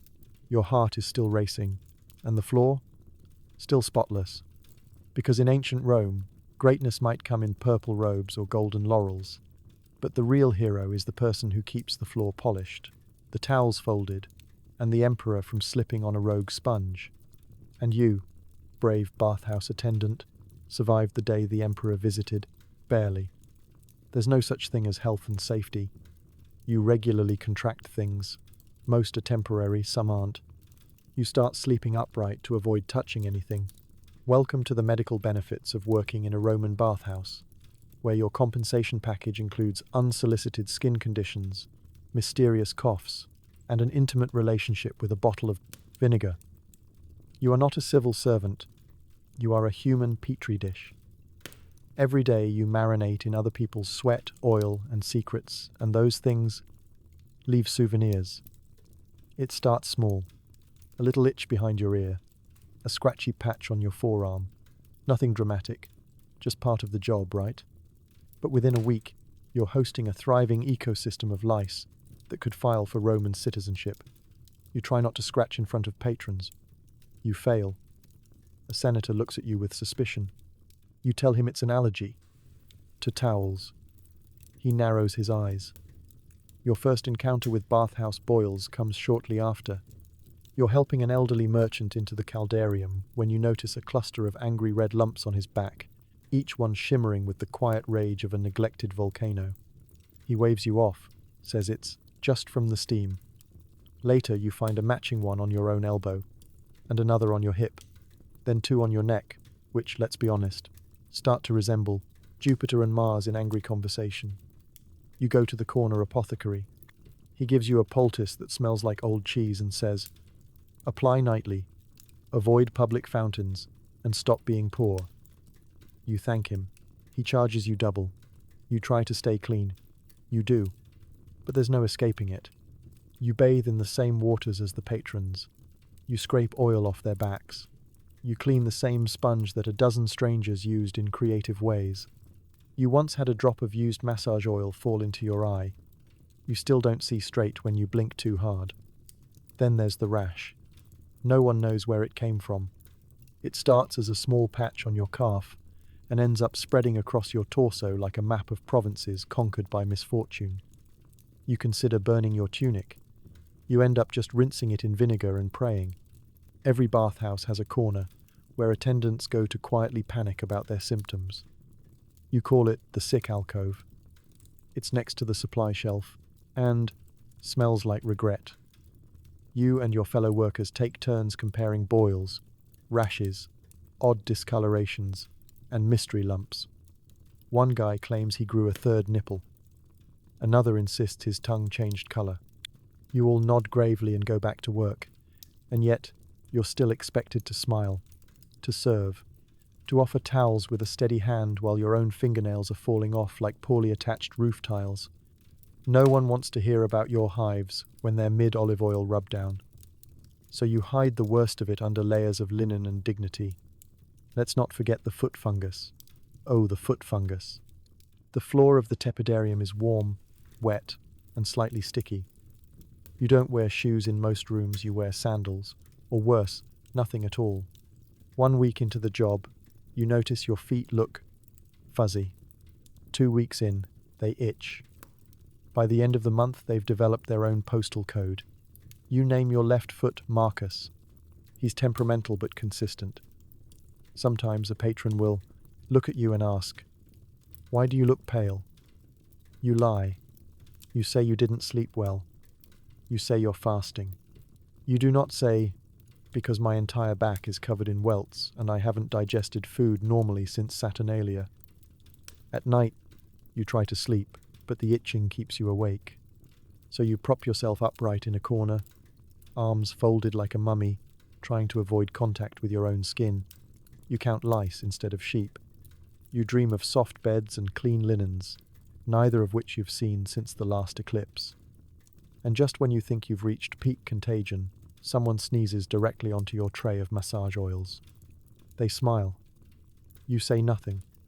You simply pour the oil out back and light a small fire in its honor. Because in ancient Rome, the bathhouse was the center of civilization, a place of refinement, culture, cleanliness. But for you, the humble, afflicted, rash-covered attendant, it's a place where skin goes to suffer, germs go to party, and every new itch is a terrifying adventure. Your body is a battlefield. And somehow, you're still on duty tomorrow. There's a hierarchy. You're at the bottom, just above the mop. Other attendants steal your sponges, sabotage your oil rations, and blame you when the foot-washing bench collapses. Welcome to the world of bathhouse politics, where alliances shift with the humidity, betrayals are oiled, and the only thing sharper than a senator's tongue is your co-worker's passive-aggressive towel folding. You thought you'd signed up for a humble, honest job, scrub some backs, mop some floors, maybe meet a philosopher. What you got instead was a cutthroat ecosystem of linen hoarders, status seekers, and sponge thieves. It starts on your first day. You arrive bright-eyed and mildly underfed, eager to prove yourself. A senior attendant nods politely and tells you to watch your back near the soap racks. You laugh. He doesn't. 3 hours later, you discover your sponge, your one sponge, issued by the aedile himself, is missing. In its place, a wad of straw and a note that says, "Oops." You learn the rules quickly. Don't leave your oil amphora unattended. Someone will siphon it and top it off with bath water. Never trust a towel already folded, it's probably damp. If someone asks if you've seen the broken strigil, say no and walk away. Because in this place, favors are currency, silence is survival, and the only thing more dangerous than a noble with gout is a jealous towel boy with a grudge. There are ranks. Oh yes. At the top are the perfume handlers. They don't touch people. They float through the halls in linen robes that somehow never wrinkle, misting nobles with imported jasmine and judging everyone silently. Below them are the masseurs, part healer, part bruiser, with arms like tree trunks and a tolerance for noble complaints that borders on sainthood. Then there are the oil boys, the scrubbers, and finally the floor sweepers where you dwell. You're technically support staff, which is Latin for please clean that without making eye contact. Your job is to keep things running while staying as invisible as possible. You are expected to be everywhere, hear everything, and remember nothing. Of course, the real battles happen behind the steam. The towel wars are legendary. Attendants hoard the soft ones, stash them under benches, and swap them like contraband. One guy has a secret cache behind the statue of Hercules. Another claims his towels are pre-warmed by the gods, but you've seen him stick them in the furnace room for 5 minutes and call it divine intervention. Then there's oil sabotage. Your rations are limited. You get a set amount of olive oil per shift, and it's never enough. Somehow, your amphora is always mysteriously lighter than everyone else's. You try locking it up. Someone steals the lock. You start marking the level with a scratch. The scratch disappears. One morning, you catch another attendant with oil on his hands and guilt in his eyes. He smiles. You say nothing. But that night you rub garlic into his sandals and let the goats loose near his locker. Revenge is also political. Don't get caught. Don't escalate unless you're sure you can win. The bathhouse is a delicate balance, push too hard, and the whole thing collapses, like the foot-washing bench, which, yes, you were blamed for, even though you weren't anywhere near it at the time. But you were the youngest, the quietest, and the only one without a cousin on the staff, so guess who spent an afternoon hammering nails with a spoon? You begin to develop strategies. Always carry a towel, it makes you look useful, even if you're doing nothing. Stay near the incense boy, he's too high to notice if someone blames you for something. Compliment the masseurs, they like flattery, and occasionally protect you in return. Offer to clean the caldarium when it's empty. Nobody else wants that. Shift, and it gives you access to the extra oil shelf. Occasionally, alliances form. You and a fellow scrubber bond over a shared hatred of sandals with toe rings. You swap tips, share rations, and create a secret signal for when the Adile is coming. You even talk about unionizing quietly, of course. Very quietly. Because one wrong word, and you're demoted to goat escort. Which is real. Which you've done. Twice. By the end of your first month, you've aged a decade. You can spot a towel thief by the way they blink. You know which patrons will leave tips, very few, and which ones will demand a second strigil mid-scrub. You've survived rumours, sabotage, a mop bucket fire, long story, and the mysterious case of the disappearing sandal rack. But most importantly, you've learned the truth. In ancient Rome, politics didn't just happen in the Senate, they happened here, in the bathhouse. With towels, oil, and just enough backstabbing to make Cicero proud. It's exactly what it sounds like. You bring the scented twigs and whisper a prayer. Then you scrub the stone seats like your afterlife depends on it. Because it might. Yes, you've been assigned latrine duty. Again. That's right, again. For the 3rd time this month. Either the gods are punishing you, or the Adile is still bitter about the time you accidentally handed him a goat-soiled towel. Either way, you are once again face to face with the most sacred, feared, and lightly cursed corner of the bathhouse, the communal Roman toilet. Now, before you imagine a tidy little outhouse behind a vine-covered trellis, let's get something straight. Roman latrines are public, stone, and haunting. Picture a long marble bench with evenly spaced holes carved along the top, no partitions, no privacy, and an open drain running underneath. It's a group experience, a social event, a symphony of digestion. And you? You're the conductor. Your first task is the scented twigs, bundles of rosemary, laurel, and dried citrus peel. Not because they do anything useful, but because the illusion of freshness is considered more civilized than the reality of decay. You place them near the entrance, tuck one behind your ear like a defeated florist, and begin the ritual, the scrub. Armed with vinegar water, a coarse rag, and enough anxiety to fuel a chariot race, you approach the marble seats, the ones that have seen things, unspeakable things. You lower yourself into a crouch and begin scrubbing, slowly, methodically, as though you're trying to remove not just filth, but sin. The smell? Oh, the smell. It's not merely bad. It's sentient. It seeps into your skin, your tunic, your soul. You could bathe in the Tiber for a week and still smell faintly of communal regret. You tie a damp cloth over your face and hope for divine mercy. One of your co-workers walks by, holds his nose, and mutters, "May Fortuna bless your nostrils." You consider throwing a sandal at him. There's no end to the hazards. You find things down there, things that should not be there. Bits of lost jewelry, broken sandals, coins someone tried to flush in a moment of panic. Once, you found an entire peach, whole, untouched. You still don't know how or why. Then there's the real horror, the sponges.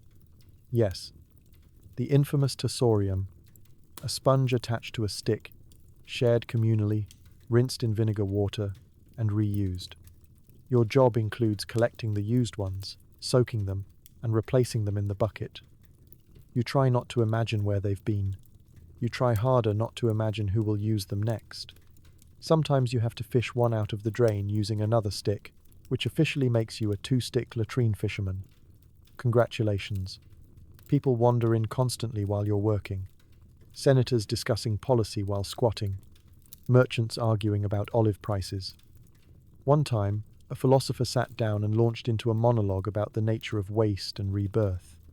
You nodded, politely while scrubbing the underside of the bench he was using. The worst part? Everyone pretends you don't exist. You're beneath them literally and socially. You could be on fire, and they'd probably just lift a foot to avoid the flames. One patron even asked you to pass him a scroll while you were elbow deep in the vinegar bucket. You did it. Because otherwise you'll get reported for insubordination during reflection time. Still, there are moments. Once, a child got stuck between the bench and the wall chasing a dropped sweet. You pulled him out, washed his hands, and got a half smile from his grateful mother. Another time, a drunk noble slipped, and you caught him just before his dignity went down the drain. He gave you a denarius and whispered, "Tell no one." You haven't. And then, of course, there's the occasional miracle. Someone higher up gets latrine duty instead. One of the smug towel attendants. Or the oil thief. You watch them recoil in horror at the smell, the grime, the reality. You offer them the sponge bucket with a knowing smile. By the end of the shift, your arms ache, your knees are raw, and you've inhaled enough vinegar to pickle a goat. You strip off your tunic, scrub yourself in the servant's fountain, and collapse on a bench that may or may not be clean. You no longer care. Because in ancient Rome, there is no glory in the latrine, only stains, and stories, and an understanding deep, unshakable that civilization may rise and fall, but someone always has to clean the toilet, and today, that someone was you. Again, nobody knows who left it. Nobody knows what's in it. It hisses when you approach. You pretend you didn't see it. It's better this way. It began as most ancient horrors do, in the corner. Just past the perfumed oils, beyond the forgotten sandals, there sits a towel basket. Not one of the usual woven reed ones you're supposed to haul from laundry to folding bench. No, this one is different. Older, slightly askew, frayed around the edges, covered with a towel you swear was white in a past life, now the colour of bad choices and mould. And for some reason no one will touch it. At first you think it's just a forgotten load. Maybe someone dropped it after a long shift or during a minor bathhouse panic. It happens. You go to retrieve it. That's when it hisses. You stop. You squint. Maybe it was the wind? There is no wind in the towel room. You take a step closer. The air changes. The scent shifts less lavender and linens. More, if regret had a physical form, you hold your breath, reach forward with your mop handle, and gently lift the corner of the top towel. You see nothing, but you feel something. A presence. A weight. Like the gods of mildew themselves are watching you, wrapped in layers of damp linen, whispering in spores. You back away. Quickly. The other attendants say nothing, but you notice how everyone steers clear of that corner. The newer workers get warned. Don't touch the one with the tear in the side, someone whispers. It wasn't torn last week. One guy claims he picked it up once and had a rash shaped like a dolphin for 2 days. Another swears it moved. You ask the laundry boy about it. He goes pale. Says it showed up 3 months ago after a particularly chaotic week involving goat soap, a broken furnace, and a senator's allergic reaction to almond oil. We burned the last batch, he says quietly. But that one didn't burn. Now it just lives here, in the corner, waiting. Occasionally you catch glimpses, a flicker of movement under the towel, a soft rustle when no one's nearby. Once, it growled. Or maybe that was your stomach. Either way, you're not risking it. You once tried to report it. You went to the A dial, armed with courage and a detailed list of strange towel-based happenings. He didn't look up from his scroll, just sighed, muttered something about budget cuts, and handed you extra vinegar, as if vinegar can exorcise woven cotton. Some say it's haunted by the ghost of a patron who died mid-massage. Others say it's the bathhouse's punishment for years of unwashed sins. There's even a theory that it contains the original communal sponge lost centuries ago, fermented in sweat, and now alive. You choose not to investigate. Instead, you work around it, carefully. You fold towels 3 benches away. You stack linens on the opposite shelf. You pretend not to hear the creak when no one touches it. You smile nervously when a patron asks, "Is that one available?" "No," you say. It's decorative.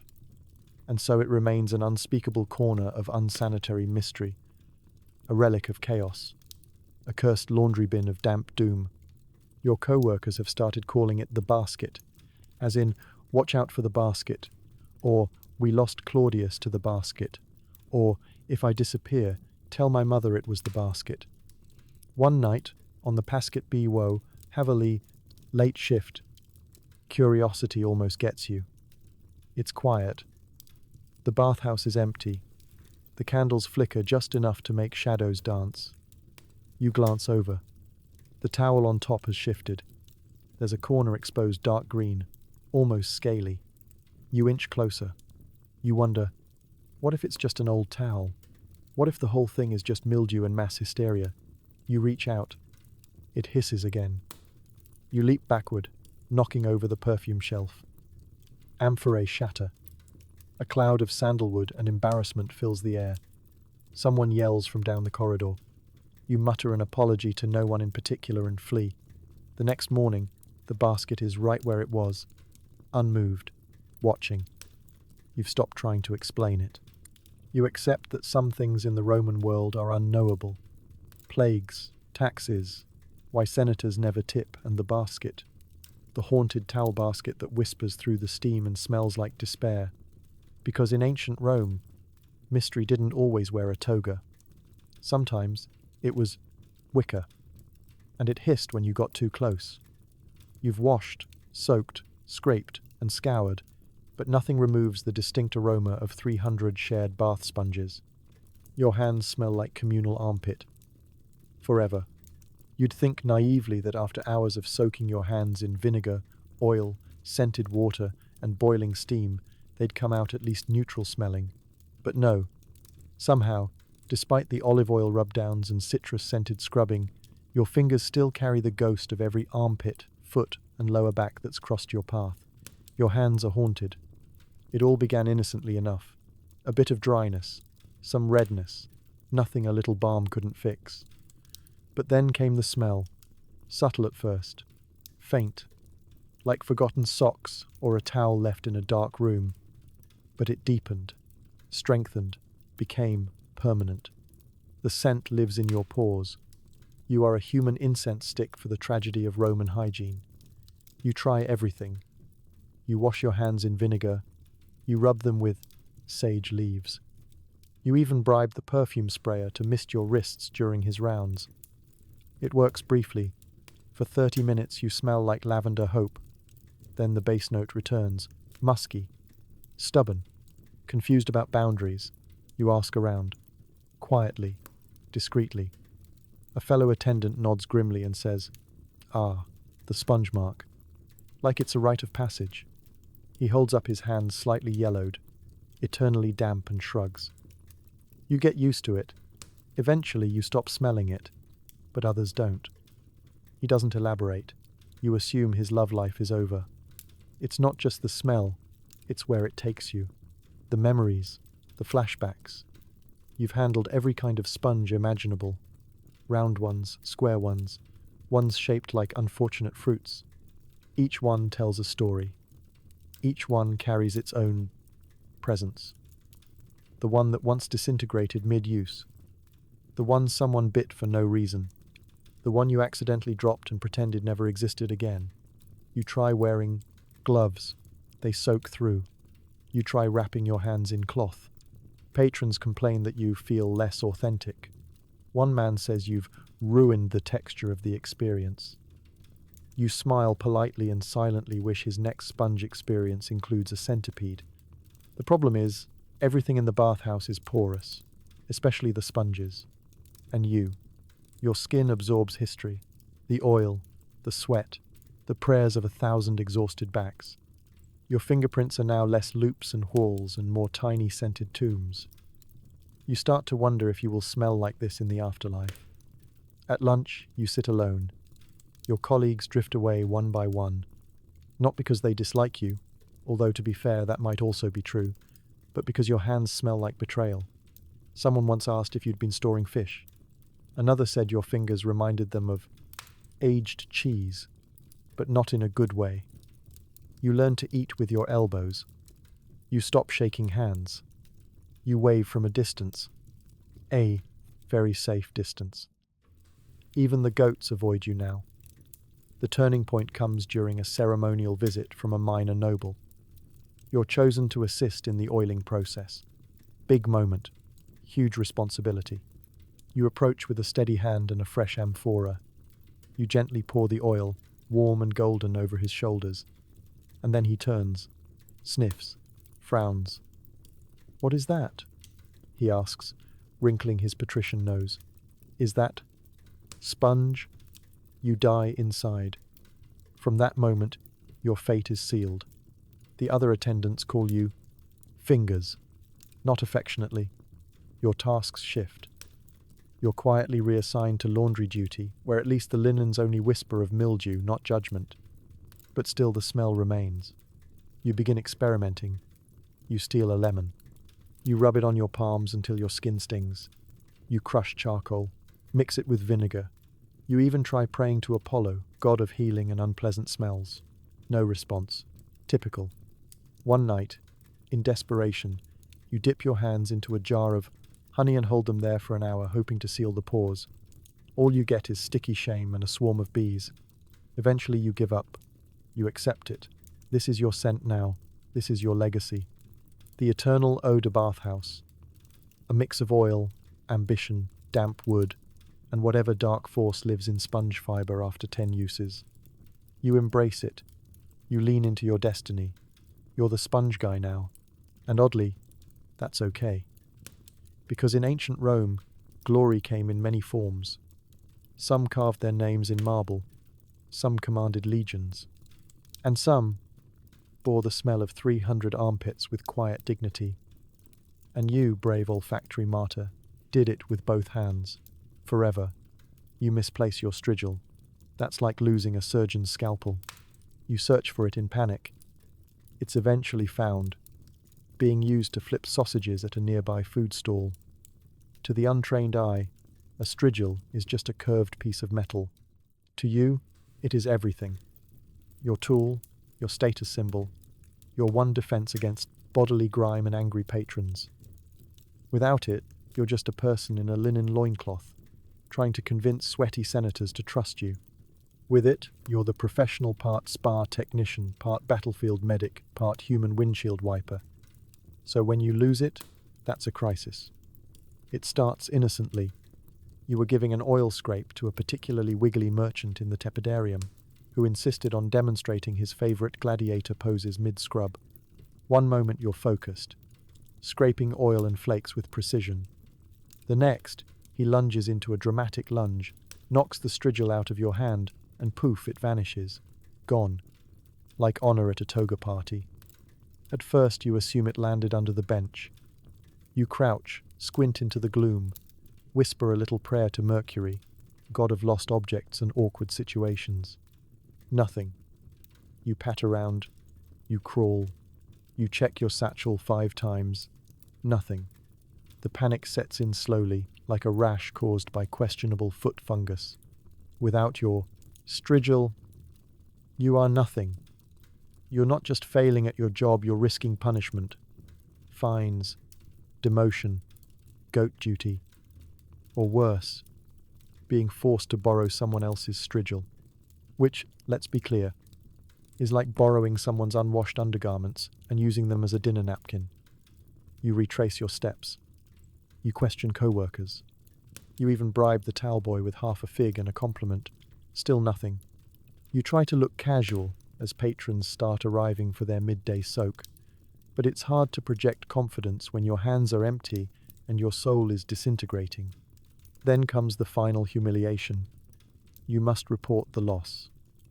You approach the Aedile's assistant Lucius, who once described your hair as aggressively average, and explain the situation. He sighs, loudly, makes a note on a wax tablet, says, "If it's not found by nightfall, you're paying for it." You ask how much a replacement costs. He smirks. "More than you make in a week."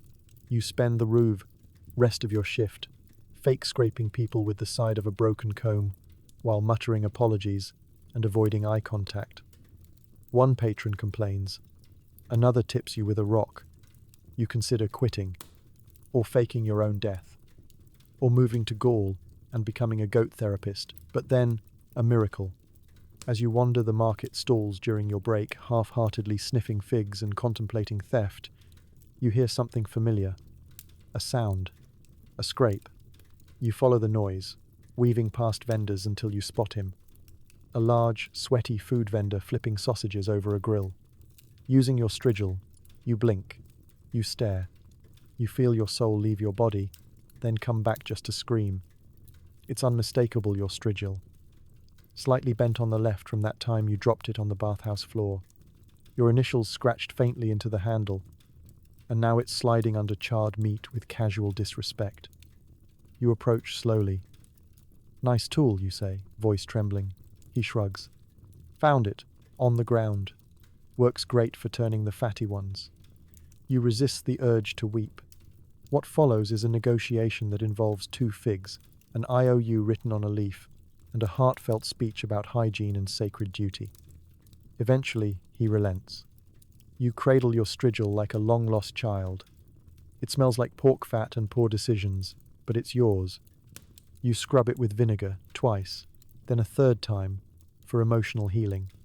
You return to the bathhouse a new person, wiser, more cautious, slightly greasier. Lucius barely glances up as you report the strigil has been found. You consider telling him the full story. You don't. You just nod and go back to work, gripping your newly reclaimed scraper like a gladiator clutches his sword. The lesson? Never let your strigil out of your sight. Not for a second. Not during stretches, not during oiling, and definitely not during unsolicited gladiator reenactments. Because in ancient Rome, tools weren't just tools, they were lifelines. And if you lose one, you might just find it elbow deep in someone's lunch. And when that happens, you scrape, you scrub, and you keep your grip tight. Forever, you're tired. You close your eyes for 2 seconds. You wake up to the sound of a senator screaming because you forgot to refill the pumice stones. You are very much awake now. You didn't mean to fall asleep. Honestly. You were just leaning against a warm wall in the tepidarium, eyes closed for a blink longer than usual, imagining what it must be like to have a pillow, or a nap, or a job that doesn't involve being yelled at by oiled-up strangers in sandals. And then, bam, you're pulled back into consciousness by the shrill bellow of a man who once threatened to sue a slave for breathing too loudly. You jolt upright, heart racing, linen loincloth clinging in all the wrong places, and sprint toward the pumice supply bench like your entire career depends on it, which, to be fair, it might. The senator is waving his arms. Bits of dry skin cling to his shoulders like confetti at a very disturbing parade. "Where is the texture?" he shouts, like he's reviewing a bad soup. You apologize, profusely. You lie and say there was a delivery delay. He narrows his eyes. "Again?" he asks. "Yes, again.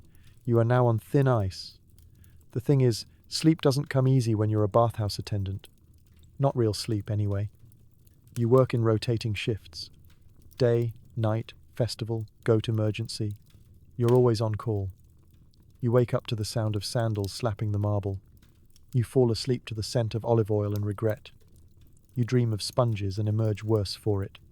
You average 4 hours of sleep a night, usually in a corner next to the mop bucket, using a pile of folded towels as a makeshift mattress and someone's discarded tunic as a blanket. You once tried to use a rolled-up sponge as a pillow. Never again. And so, you start to drift during the day. Little microsleeps. A blink that lasts longer than it should. You zone out while folding towels and wake up halfway through wrapping one around your own head. You mix up the massage oils. Someone gets eucalyptus when they ordered lavender. Chaos. The fear of being caught is constant. You've heard the stories. One attendant snored during his shift and woke up scrubbing floors with a toothbrush for a week. Another was discovered fully asleep inside the laundry basket. He wasn't fired, but they started using him as a cautionary tale. You try to stay alert. You chew dried fig stems. You splash water on your face. You even tried standing on one foot for a while, thinking it would keep you from dozing off. You just fell over in front of a minor official and spent the next hour massaging his ankle out of shame. The patrons do not care that you're tired. They arrive expecting perfection. They want towels warm, oil smooth, and pumice at exactly the right level of abrasiveness. One noble once claimed a stone was too judgmental and asked for a gentler one. You offered him a piece of weathered brick. He didn't notice. But behind the scenes, every attendant is hanging by a thread. One guy falls asleep while heating the caldarium and nearly starts a fire. Another claims to have developed the ability to nap with his eyes open. You're not sure if it's true, or if he's just blinking very slowly. You start to fantasize about sleep. Real sleep. A full 8 hours. A bed with a mattress. A door that closes. Maybe even silence. But that's not your world. Your world is marble, steam, and shouting. Your lullabies are whispered insults and the clink of dropped amphorae. And still you push on. You refill the pumice. You polish the benches. You double knot your sandals so they don't fall off when you sprint across the bathhouse in a half-conscious panic. You develop a sixth sense for when someone's about to yell, and you position yourself just out of range. At one point you consider napping, standing up. You find a quiet alcove behind the furnace room and lean against the wall. Your eyes close. Peace. Stillness. Then a goat sneezes directly into your ear. You're very much awake now. By the end of your shift, you've nodded off 17 times, tripped over a bucket twice, and accidentally greeted a senator by calling him Mr. Moist. You're exhausted, humiliated, and somehow still on the schedule for tomorrow. Because in the Roman bathhouse, there is no rest for the weary, only soapless scrubbing, furious nobles, and dreams that smell faintly of feet. And if you close your eyes again, make sure no one's yelling about pumice. He's been coming every day. He speaks in verse. nobody asked. He insists on reciting his latest work about steam and betrayal. You consider switching jobs with the goat guy. At first you thought he was just another eccentric senator's nephew. Soft robes, sandal straps tied far too artistically, hair that seemed styled by a team of unpaid muses. He appeared one morning during your towel shift, flounced dramatically into the caldarium, and began sighing at the steam like it owed him money. Then he opened his mouth. "O heat, thou ghost of fire and fog, who doth creep through armpits thick and smog." That was the first stanza. You dropped a towel, he kept going. By the third stanza, you were reconsidering every life choice that led you here. By the fourth, you began fantasizing about transferring to the latrine team, where the smells are worse but the poetry is minimal. You ask around. Nobody knows his name. He just appeared. Like mildew. Some say he's the disgraced son of a failed magistrate. Others say he's trying to woo the daughter of a soap merchant. One theory claims he was cursed by Apollo to rhyme uncontrollably, after an ill-advised pun. You believe them all. He doesn't bathe. He performs bathing. He strolls from room to room reciting odes to oil, soliloquies about steam, and limericks that should honestly be criminal. He insists on using the word moist more than medically necessary. You've heard him describe someone's calf muscles as glorious sinews of destiny. That someone was your manager. There is no escape. He follows the scent of attention. If a group gathers, he appears. If someone sneezes dramatically, he takes it as applause. He once cornered you near the sponge bucket to recite his new piece titled Ode to a Grecian Foot Scrub. It was 12 verses long. You age noticeably. You try to hide. You pretend to be deaf. You fake urgent tasks. You once deliberately spilled oil just to mop it up for 40 uninterrupted poetry-free minutes. Bliss. But it never lasts. He finds you. He always finds you. Like a riddle with legs and too many metaphors. He's not mean. That's the worst part. He's earnest. Eyes sparkling. Genuinely believes you want to hear about his latest composition on the inner turmoil of tepid water. He calls you his muse of motion, because he once saw you carry 3 buckets without falling. You did fall. He wrote a haiku about it. Sometimes other patrons encourage him. The philosopher thinks he's a fresh breeze of literary ferment. A senator's wife claims he adds culture to the experience. One man tipped him. You have never forgiven him. You wonder what would happen if you politely asked him to stop. You never find out. Because the last guy who tried, he now works in the furnace room, alone. Rumor has it he communicates in grunts and lives off stolen figs. You decide not to test fate. One afternoon he announces he's written an epic. You brace yourself. He clears his throat, climbs onto a damp bench, barefoot, raises one arm like he's channeling Jupiter himself, and begins, "In steam we trust, in towels we tangle, where hearts are rinsed and souls do wrangle." He locks eyes with you. You smile, the hollow, polite smile of someone being emotionally held hostage by iambic pentameter. You consider diving into the cold plunge. Head first, brick optional, then, suddenly mercy. A goat wanders in. No one knows how it got past the attendants. But there it is, soaking wet and bleating defiantly. The poet gasps. He stumbles.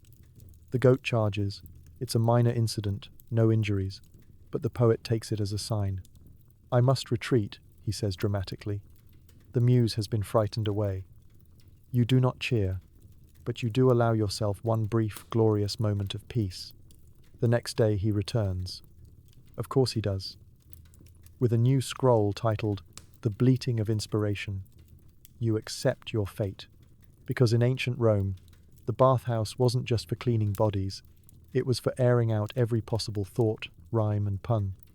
And if you happen to meet a man who describes humidity as the kiss of Jupiter's armpit, well, that's just part of the job. You straighten your towel stack, take a deep breath, and brace for the next verse. It's going to be a long poem. You pack your things. You make it to the door. Then someone offers you a half-eaten honey cake and says thanks. You turn around, sigh, and get back to strigil duty. Again, It wasn't supposed to go this way. You had a plan. You even rehearsed your dramatic exit in the towel room mirror. "I'm done," you were going to shout. "No more scraping thighs or chasing scented goats. I have dignity." Then you'd toss your loincloth dramatically over your shoulder, possibly into someone's soup, and stride out like a disgruntled hero. But that's not what happened. Instead, your quitting began, like most things in your life, with foot oil and emotional exhaustion. The day started badly. You were assigned triple sponge duty before sunrise. Then someone vomited into the hot water bucket. A minor noble mistook you for a towel rack and hung his damp tunic on your shoulder. And to top it all off, the poet was back this time with an epic poem about soap bubbles and betrayal. By noon, your lower back had formed its own religion. Your fingers smelled like boiled regret, and your spirit had quietly exited your body sometime around the 4th Ode to Eucalyptus. So, you snapped. Quietly, of course. Like a proper Roman servant. You crept behind the laundry curtain, rolled up your spare tunic, gathered your sponge hook, your oil pouch, and the small wooden comb you'd stolen from a merchant 2 weeks ago. Don't judge, it was a very nice comb. You tied it all in a linen towel, nodded to the janitor goat, you'd named him Plinius, and tiptoed to the exit, one hand on the door, one foot into freedom. Then came the voice. "Hey," said a patron. Not yelling, not barking orders, just speaking. "Thanks for earlier." You turned. He was holding out a honey cake, slightly squished, probably bitten once, still warm. You stared at it like it was a hallucination. You hadn't tasted sugar since Saturnalia. And even then, someone else ate yours, by mistake. You blinked. "What?" "The massage," he said. "My shoulder's been hurting for days. You fixed it. You didn't fix anything." You mostly pressed around until he made a satisfied grunt. But you nodded anyway. "Seriously," he said. "You're good at this." You took the cake, and you went back inside. Not because you're a fool. Not because the job is great. But because someone noticed. Someone saw you. Which is rare when you spend your days crouched near other people's ankles. Back in the steam, you wiped your eyes with a clean towel and whispered a promise to yourself. Just one more week, then you'll quit properly. Maybe become a fruit vendor, or a part-time philosopher, or just sleep. Glorious, uninterrupted sleep. But of course a week turns into another. Because after that came the day someone dropped their ring in the drain, and you found it. The time a child slipped, and you caught them. The moment a senator told his friends, "Get the young one with the strong thumbs." You'd never been requested before. And then came a gift. An actual gift. A tiny jar of imported balm from Egypt. Smelled like cinnamon and financial stability. A patron handed it to you and said, "You probably need this more than I do." You did. You still almost quit a dozen more times. There was the night the drain backed up and you nearly drowned in warm mystery fluid. The morning someone tried to pay you in teeth. The day the haunted towel basket moved on its own. Each time, you packed your bundle.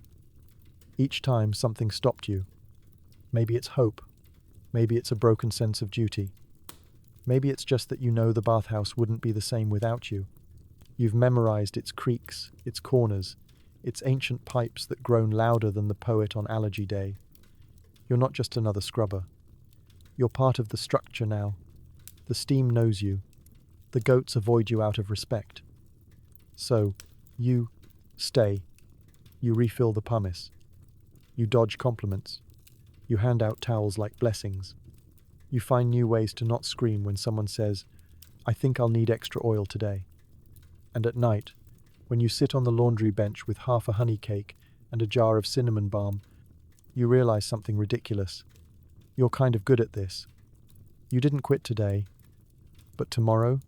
Well, maybe tomorrow. So tonight, as you drift off in your freshly laundered sheets, with your climate control set to perfect and your bathrobe still fluffy from the dryer, spare a gentle thought for your ancient counterpart. Because yes, you survived a full day as a Roman bathhouse attendant. You've scrubbed a senator's feet, dodged flying sponges, nearly boiled alive in the caldarium, and cleaned drains so foul they now live rent-free in your dreams.